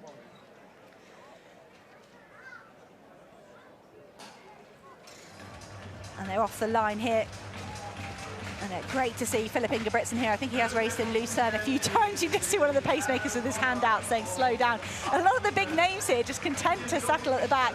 Ingebrigtsen alongside Lebaillou, and Jokta Monrosier tucking right into the back of the races, and I think that is Mujezinovic of Bosnia and Herzegovina, the pacemaker, asking the crowd to get excited here for this men's 1500 metres.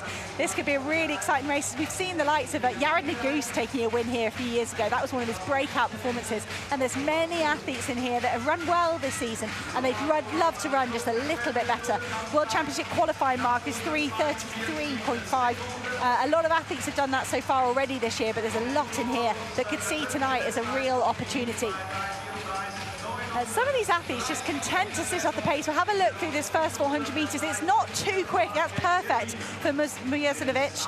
He's out the front. He's got a bit of a gap between him and Goddard, and then to the first of the races. So they're not going too quick, as some of the athletes are just chilling out at the back here. You can see Tom Keane of Great Britain in the maroon vest, just moving himself up to the lead of that chasing group. These athletes just gliding through. Have just got one athlete really pushing here along with the pacemakers. There is Rizki, there we go. It's Hafid Rizki of Morocco. Have a look at Moser's third and final attempt at 4:81. This is live for Angelika Moser, and she just runs through there, fatigued for all those jumps, but brilliant to see Moser take a bow, and the applause from the crowd. And Rizki still the leader out of the races here, 1:53 through 800 metres. That's almost exactly what they asked for. They slowed ever so slightly, but Adam Goddard of Australia is taking up the running here, very smartly checking over his shoulder, and Hafid Rizki very content to go with his pace. Tom Keane has pulled the rest of the races back towards this front pack. Lebaillou just struggling at the back somewhat. I mentioned he's a 5,000 metre runner. He might be tired from those 5,000s, but these athletes really just coming back into it. And Goddard struggling his way through to 1,000 here. They were hoping for 2:21 there. It has slowed over the last 200 metres.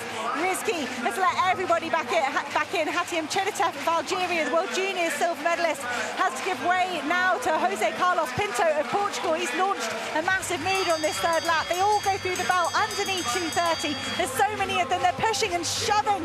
And we nearly see a fall there for Tom Keane. That's such a shame for him. He was making so many good moves. But I think it is Cennetev at the lead at the moment, just ahead of Pinto. He's had a good spring, Pinto, lots of over-distance races, lots of endurance work on the roads. He's been rewarded with a massive personal best in the Strava, 3:34, as he got more in the tank. There's a big move from Jokta Monrosier, the Frenchman in the purple strip, just going alongside Cennetev. But Pinto has made his move, he's made his bid for the win. Kieran Lamb, the Canadian, just loitering there in 4th place. A lot of the athletes trying to make inroads here. Lebaillou trying to finish as high up as he can. Pinto has gone to the arm. He's giving it absolutely everything in the last 100 metres.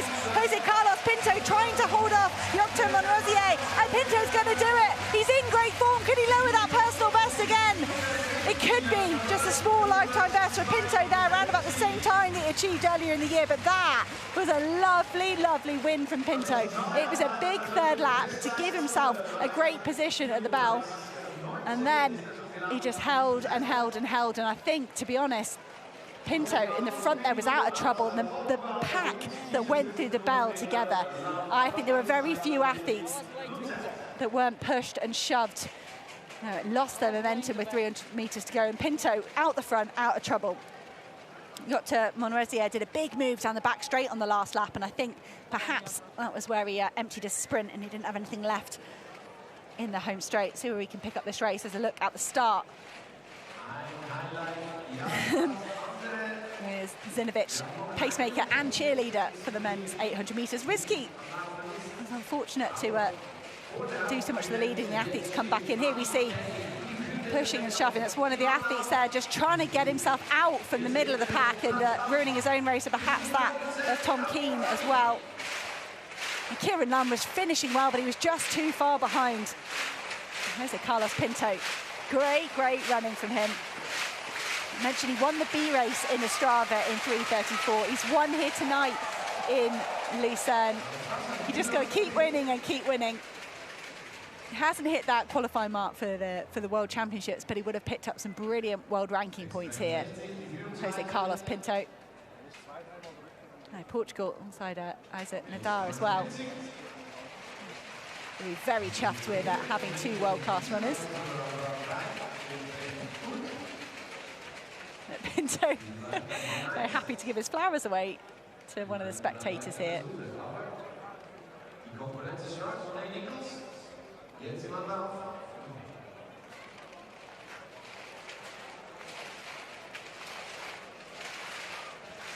In terms of field events going on, we've still got the women's long jump and a men's javelin to bring you up to date on, but with Annick Carlin, the favourite here in the long jump, with a very close eye on how she's getting on. We saw her 6:32 for the opening round. Gave her a second place in those early stages in the competition behind Mondal of India.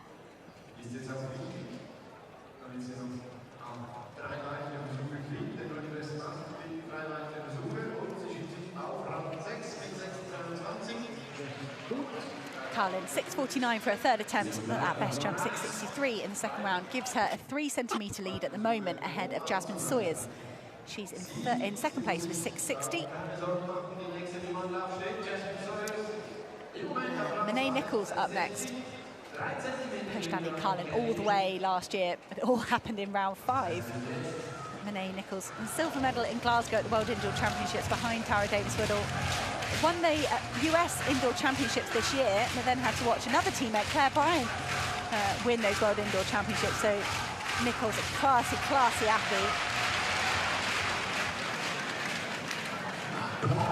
Well under 7 metres for Nichols. I think that will be under 6:50 as well for her.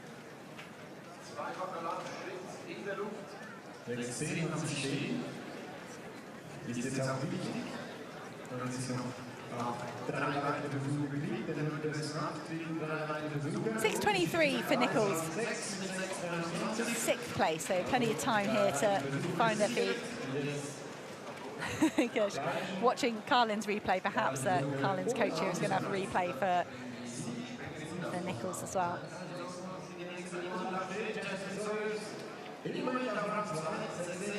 Marta Kuala, Burkina Faso, prowling round. It's Jasmine Sawyers next on the runway. 6:24 in the first round, 6:60 in the second on a comeback from that horrendous Achilles rupture at the start of 2024. Won the European Indoors with a 7-metre jump in Istanbul. Poised to just move on and on and on from that. It's fantastic to see Jasmine Sawyers healthy and jumping. And I think what's even more impressive is her season's best, 6:89 in Greece. It's her 3rd longest jump ever in her whole career after coming back from that Achilles rupture. It's just brilliant.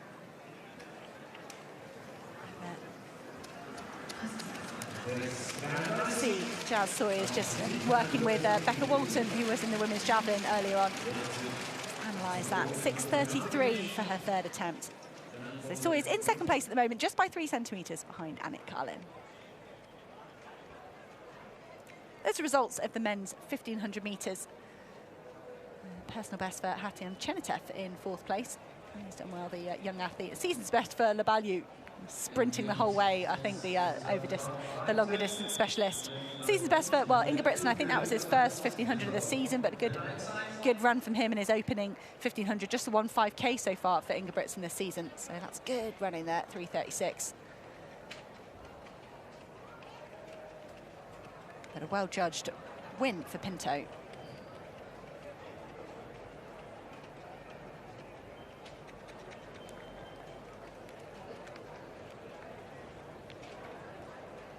So that's the athletes just getting ready for the women's 200 metres. A lot of them ran already earlier on this morning. And so there are tickets here in Luzern, but then there's a lot of space where you can just hang around. And I think that has given us the figures I've been told is 8,000 spectators here in what is a pretty small town in Switzerland, what is a pretty small track. We're in the shadow of the football stadium here that has hosted some of the women's Euros. They're enjoying the action. Benji Richardson, back from the 100 metres, goes in lane 8.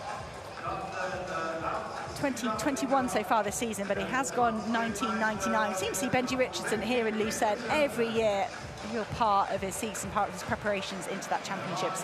Mekanikeshi Chiramba goes in lane 7. He had a brilliant NCAA year representing Auburn University, multiple sub-20s, and second at the NCAA championships, and then 1999 for third behind Letsile Tabocco and Noah Lyles in Monaco. Timothée Mumenthaler, the European champion over 200 metres, with good form in the 100 earlier. 2027, his new lifetime best in Oslo this year. Colleen Kepinachippi of Botswana goes in lane 5. 4x4 Olympic silver for him and his teammates, and 44.51 at the Rome Diamond League, and 20.08 lifetime best over 200 this year. Sinisifo Dambile of South Africa goes in lane 4. Took the World Junior bronze medalist in Nairobi behind Adodi and Muzariko and Letsile Tabocco, who won a very competitive South African national championships this year and hit a 20.01 in Gaborone. So no Asosa Desalu and Animesh Kujur of India will go in lane 2. Asian bronze medalist this year in a national record of 20.32. And Delvis Santos of Portugal goes in lane 1. 20.52 new lifetime best set, representing Portugal at the European Team Championships. So I do think we've got a non-starter in Desalu. I hope I've got that right. Just trying to check out over the track. A bit of speed work for Kepinachippi here.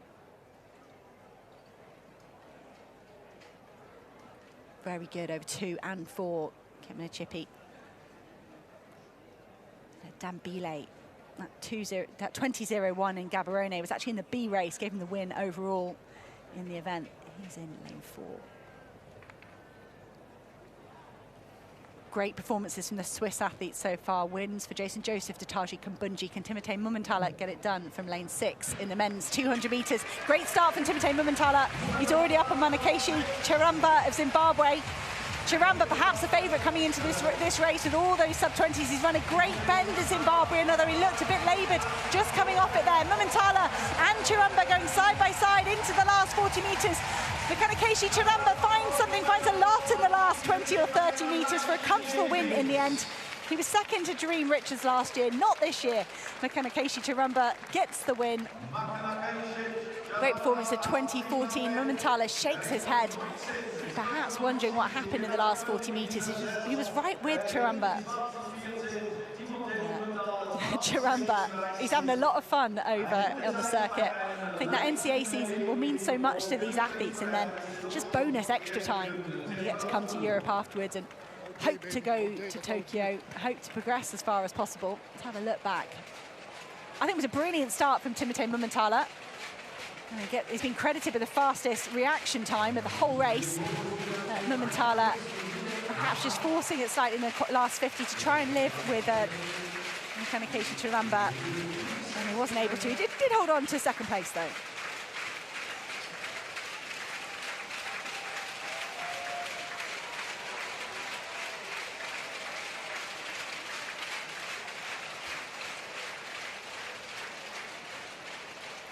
Chiramba handing away his flowers.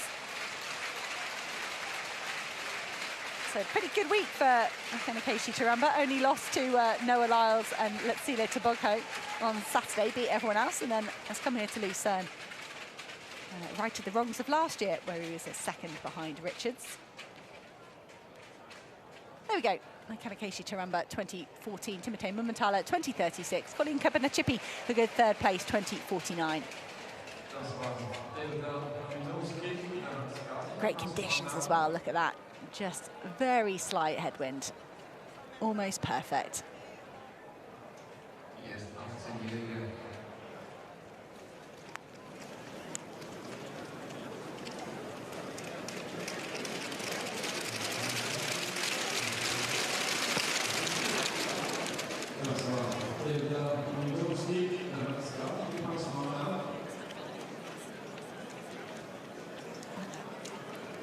World Junior champion in this discipline, a lifetime best of 6:58.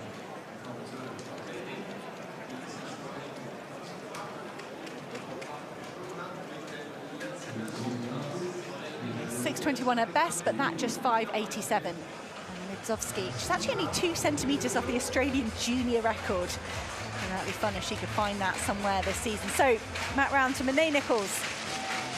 Best of 6:96 in her career, but just 6:23 her furthest jump this year. This competition, apologies. 6:23 here in Lucerne, 6:88 on the circuit.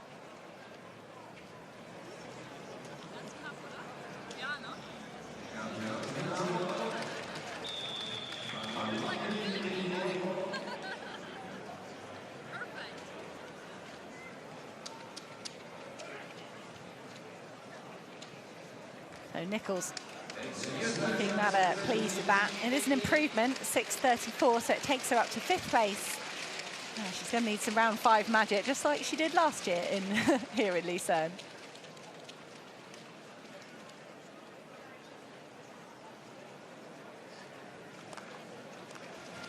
So our first look at Momita Mondal of India, heptathlete, her personal best in all 7 events this year, including a 6:45 in the long jump. She's got a best of 6:41 here. So I think that is Momita Mondal. We've been showing the graphic there of Marta Kuala.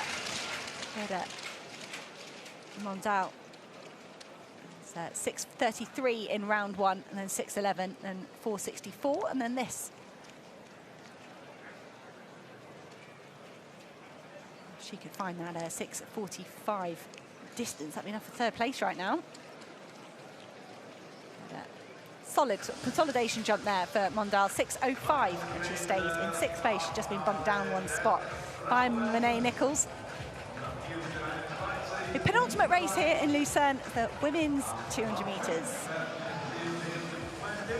Features Gina Lukenkämper, the European champion, over 100 metres in front of a home crowd in Munich. What a day that was. We'll start on the outside though with Veronica Pereira of Singapore, 100 and 200 Asian champion in 2023. Picked up silvers in both events this year. Season's best of 22:81. Represented Singapore in both events in Paris as well. Renee Regis of Great Britain goes in lane 7. She already had a go at the 100 metres, but this is perhaps her specialist event, where she was 6th in the World Juniors last year. She's improved year on year, 22:83 her best at the moment. Helene Parisot of France goes in lane 6, European Championship bronze medalist in Rome last year, semi-finalist at the Olympic Games, and a personal best in the European Team Championships, 22:42 in the last few weeks. Leonie Pontet of Switzerland goes in lane 4, close to her personal best at the European Team Championships. The conditions in Madrid were perfect, coupled with that slight altitude. It was enough for 22:82 for Pontet. There's Lukenkämper. We've already seen some of her other German teammates in the 100 metres. Helped her to that Olympic Games bronze medalist. She was 3rd at the Stockholm Diamond League this season, 22:77 there, narrowing in on a lifetime best of 22:67. Julia Henriksson picked up 3rd place in the 100 metres earlier. The 11-time Swedish national champion has been close to her personal bests actually a national indoor record for Sweden this year. Antonique Strawn, the final athlete, penultimate athlete, apologies, someone new in lane 1. Antonique Strawn goes in 2 for the Bahamas, 6th in Budapest in 2023, and then a double shin stress fracture injury last spring ruled her out of the whole of 2024.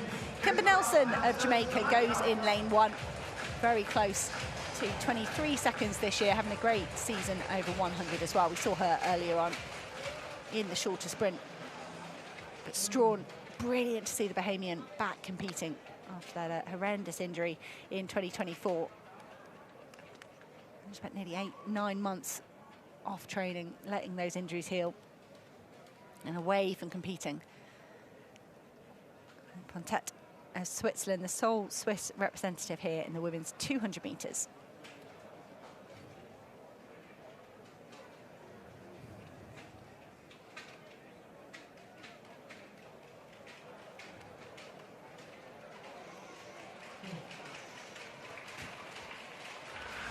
And they're away in the women's 200 metres. There was a noise on the home straight, but it didn't seem to affect the athletes over there. And a great move here from Pontet of Switzerland. She's run a fantastic bend. The Swiss athlete right in the middle of the picture has got the better of Gina Luckenkämper, of Antonique Strawn, of so many athletes. But in the last 50 metres, Renee Regis moving well for Great Britain. Strawn going well in lane 2, but it could be another Swiss win there. Leonie Pontet. That was a fantastic run from her. 22.91 would be close to her season's best that she set earlier on this year, but Switzerland, the Swiss athletes, have performed so well here. And Pontet, in the nicest possible way, had no right to beat a field like that. And Strawn is in some serious pain there, Antonique Strawn. Really hope that the Bahamian was all right after those injuries last year. It was an absolute agony. She looked tired in the last 20 or 30 metres, but I was hoping that was just a kind of bog standard race fatigue. But Leonie Pontet, fastest reaction time, 0.166, and she just powered around the bend. I thought, fair play, pretty good, but surely going to come under pressure in the home straight. But Antonique Strawn, it was a tight lane draw for the Bahamian lane 2. She was coming, and then she just faltered at the end. Renee Regis was closing strongly as well. But Leonie Pontet just kind of go, why not? I'm here in front of a home crowd. I haven't had the travel. I haven't got the fatigue of the rest of you. Another Swiss win here in Luzern.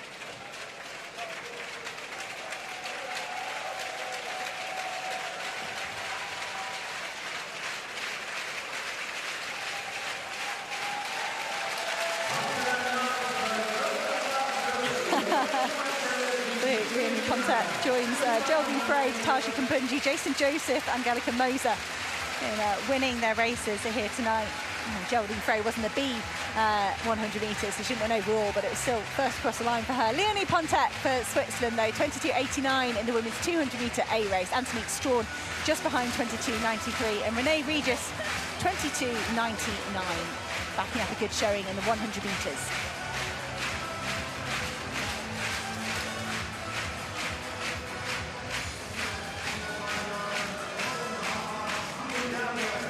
Jasmine Sawyers going in round 4.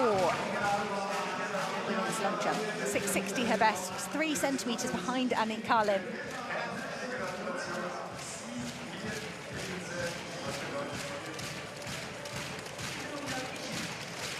So Sawyers on the runway. To be honest, I mentioned those disruptions. Sawyers had full Achilles rupture last year. To have got 4 valid jumps in, I think, when you're kind of relearning how to jump in competition. Really hard to replicate that adrenaline and the nerves of standing on a real runway versus standing on a runway at home training.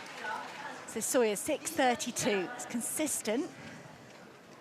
But at the moment, Annick Carlin in the lead by 3 centimetres.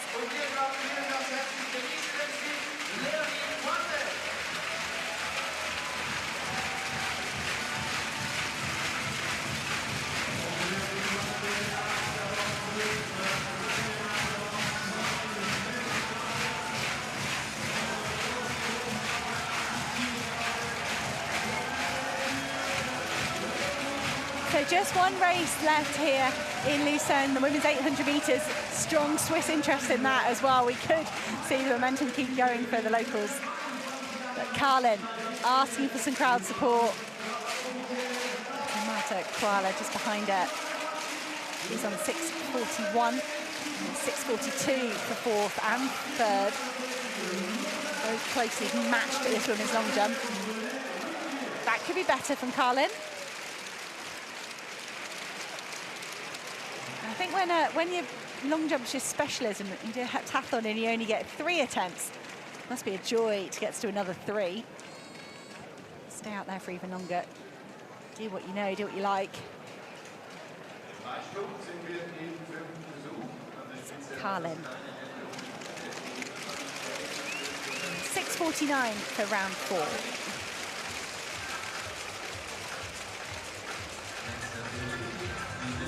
We've just taken 8 athletes through to round 5, so they will move quickly through these last couple of rounds.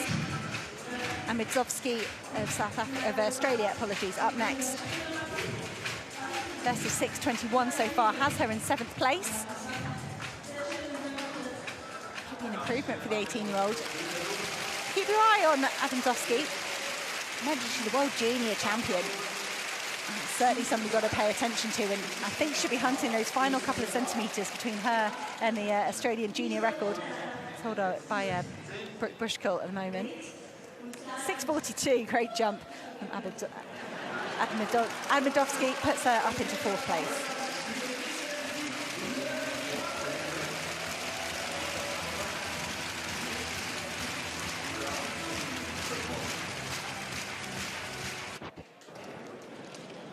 So our first look at Marta Koala, 5th place at the moment.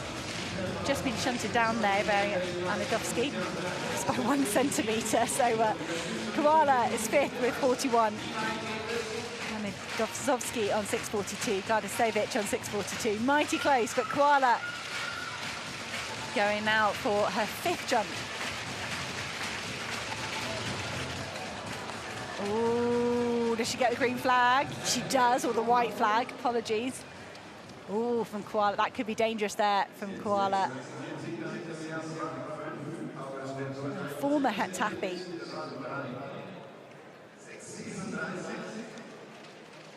All right, that was misleading there, apologies. My angle, I thought she was way further than that. 6:37 from Koala, no improvement, she stays in 5th.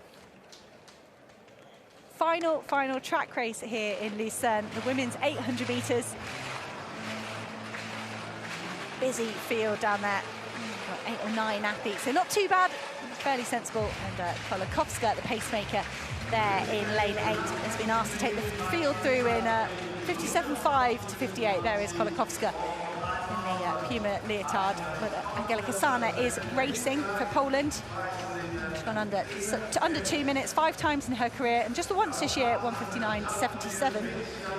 She's a European Championship finalist last year.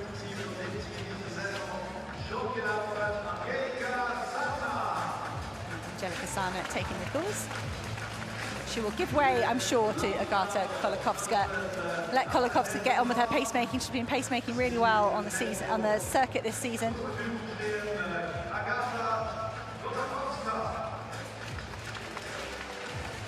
So lane 7 is Natoya Gould-Toppin, Jamaican national record holder, 1:55.96, set in 2023. She's head and shoulders above everyone else in terms of that season's best, personal best, and the season's best at 1:58.43 as well. Multiple sub-2s in April and May at the Grand Slam track races and in the Diamond League. Rachel Pello of Switzerland goes in lane 6, moved up from 400 to 800 in 2023 and went straight under 2 minutes. She hasn't managed that so far this year, but she had a busy indoor season, 5th at the European Championships.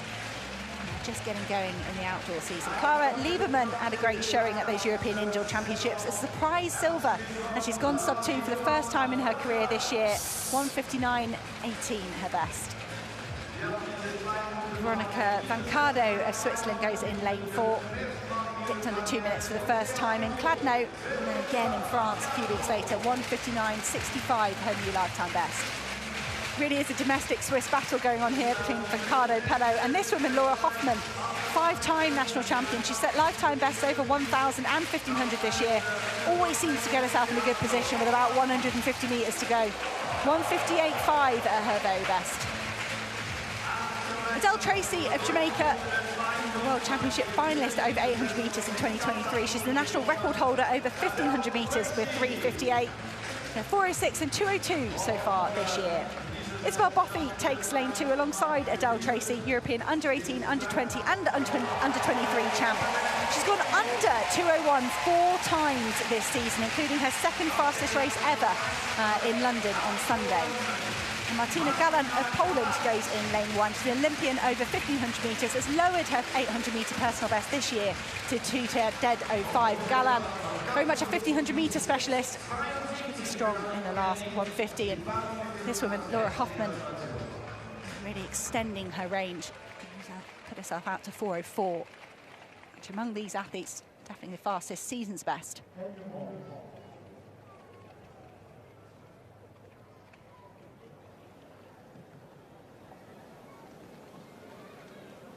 I really think there will be a race within the race here. There'll be a race for the win, and there'll also be a race for Swiss honours here between the likes of Pello, Vancado and Hoffmann.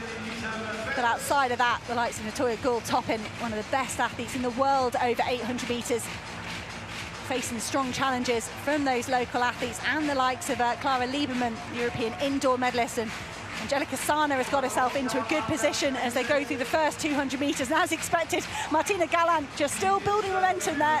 Could take the 1,500 metre specialist another 150 metres or so to get on terms with the rest of this field. Natoya Gould-Toppin is very up for it here today in Luzern. Pacemaker doing a fantastic job as they go through 300 metres well under 45. This is quick, and it's got to be. This field is super talented. It's really stacked, and all of these athletes will be keen to get close to that World Championship qualifying mark of 159. Gould-Toppin moving wide and perhaps leaving the door open for Pello there. 55.87 for the pacemaker through the first 400 metres. There could be absolute carnage in the final 150 here. They've gone super quick, and Gould-Toppin is in the lead as the pacemaker steps aside. Rachel Pello hasn't been under 2 minutes so far this season. She trains with Angelica Sana, who's just alongside her. And the other Swiss woman is lurking in the background. Veronica Vancado making a big move down the back straight. But Gould-Toppin still in the lead at the moment. She's holding off moves here from Pello and from Sana. The other Swiss athlete, Vancado, is closing hard. Sana and Pello side by side, still trying to get past Gould-Toppin. Gould-Toppin doing everything to hold on to the lead.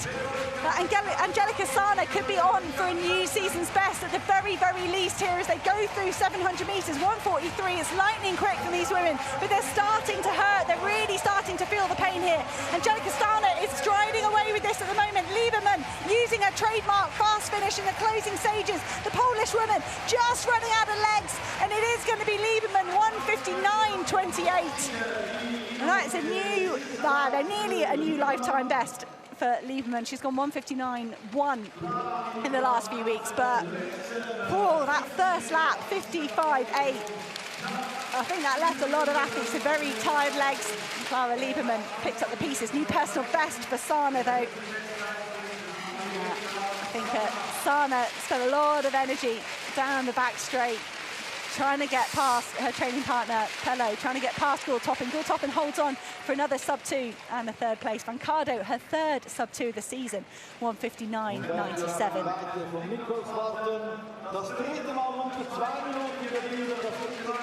That's our final track action of the evening here in Luzern.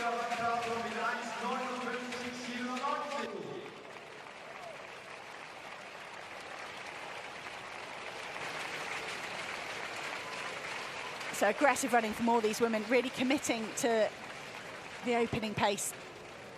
Gould-Toppin, hats off for her for trying to lead this gun to tape.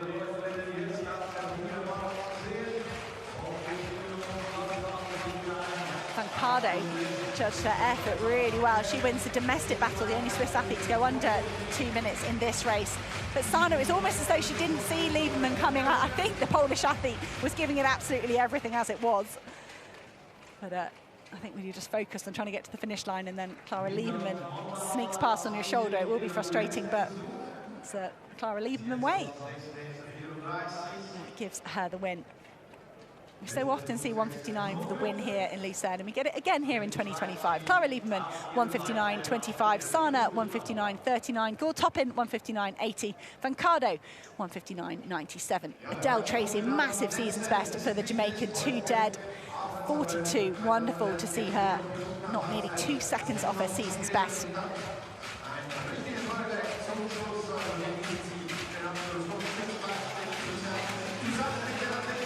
So Annick Carlin in round 5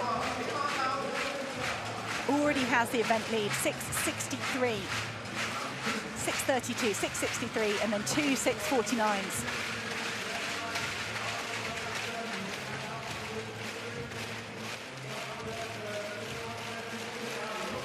So Carlin, oh, that could be a great jump for her here in round 5.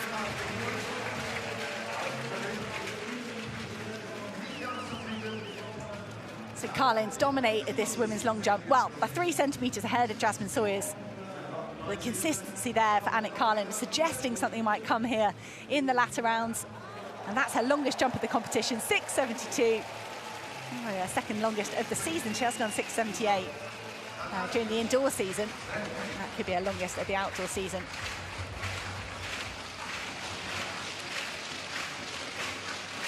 So we're into the final 3 athletes here in Luzern in the women's long jump. Malika Gardasevich in 3rd place, just in the 6:42.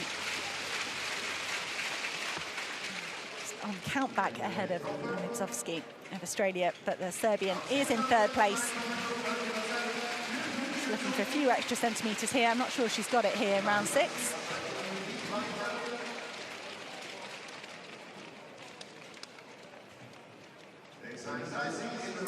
So 6:31 for Gardasevich.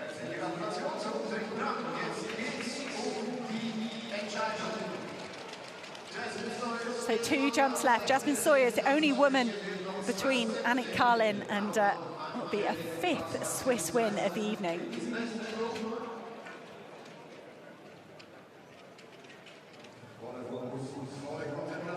I was wondering if Sawyers was going to jump in her leggings. It's still great conditions here in Luzern. It's just gone past 10 o'clock local time. It's still 20 degrees. Sawyers waiting until the last possible moment.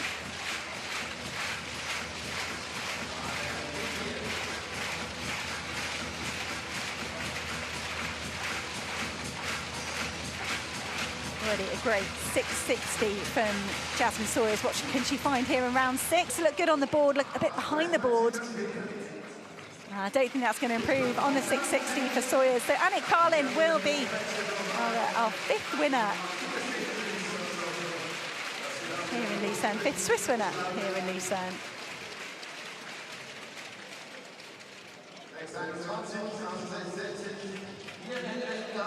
Sawyers 6:21 for a final jump there, but I think those marks underneath are the wind reading, not the gap on the board or anything like that. But so I think if we did have gap on the board graphics here, I think it would have shown Jasmine Sawyers quite a way behind the board there. So Carlin has the competition sewn up. She only won by a centimetre last year. Been head and shoulders above everyone else, or 12 centimetres above everyone else. Here, one more jump for Annick Carlin.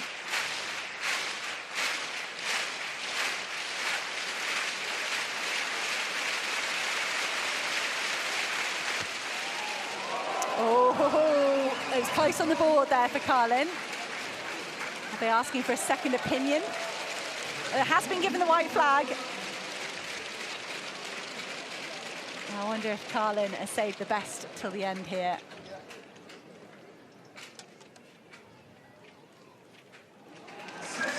She has, well, nearly, apologies, got overexcited there. 6:69, it's 3 centimetres shorter than the 6:72.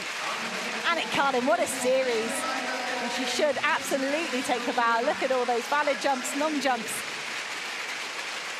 Carlin, a popular winner here in Switzerland. She joins Jason Joseph, the winner of the men's hurdles, Tataji Kumbunji, the winner of the women's hurdles, Leonie Pontet, the winner of the women's 200 metres, and Angelica Moser, the winner of the women's pole vault, as a local winner here in Lucerne. It's been a great evening here at the Spitzen Leichtathletik meeting.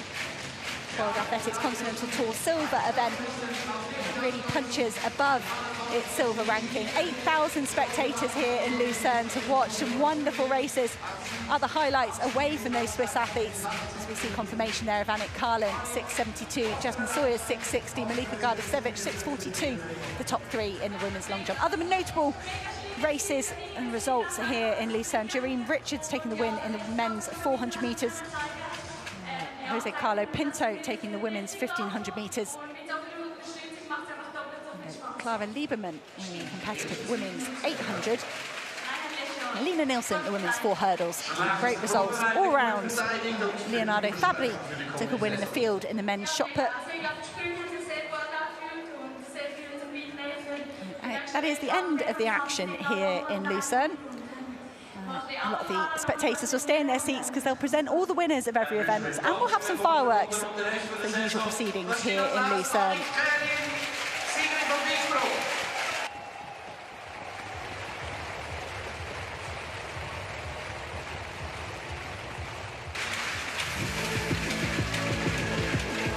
We'll take a look back at some of the event winners across the evening here in Lucerne. There's Leonardo Fabri taking a win in the men's shot put.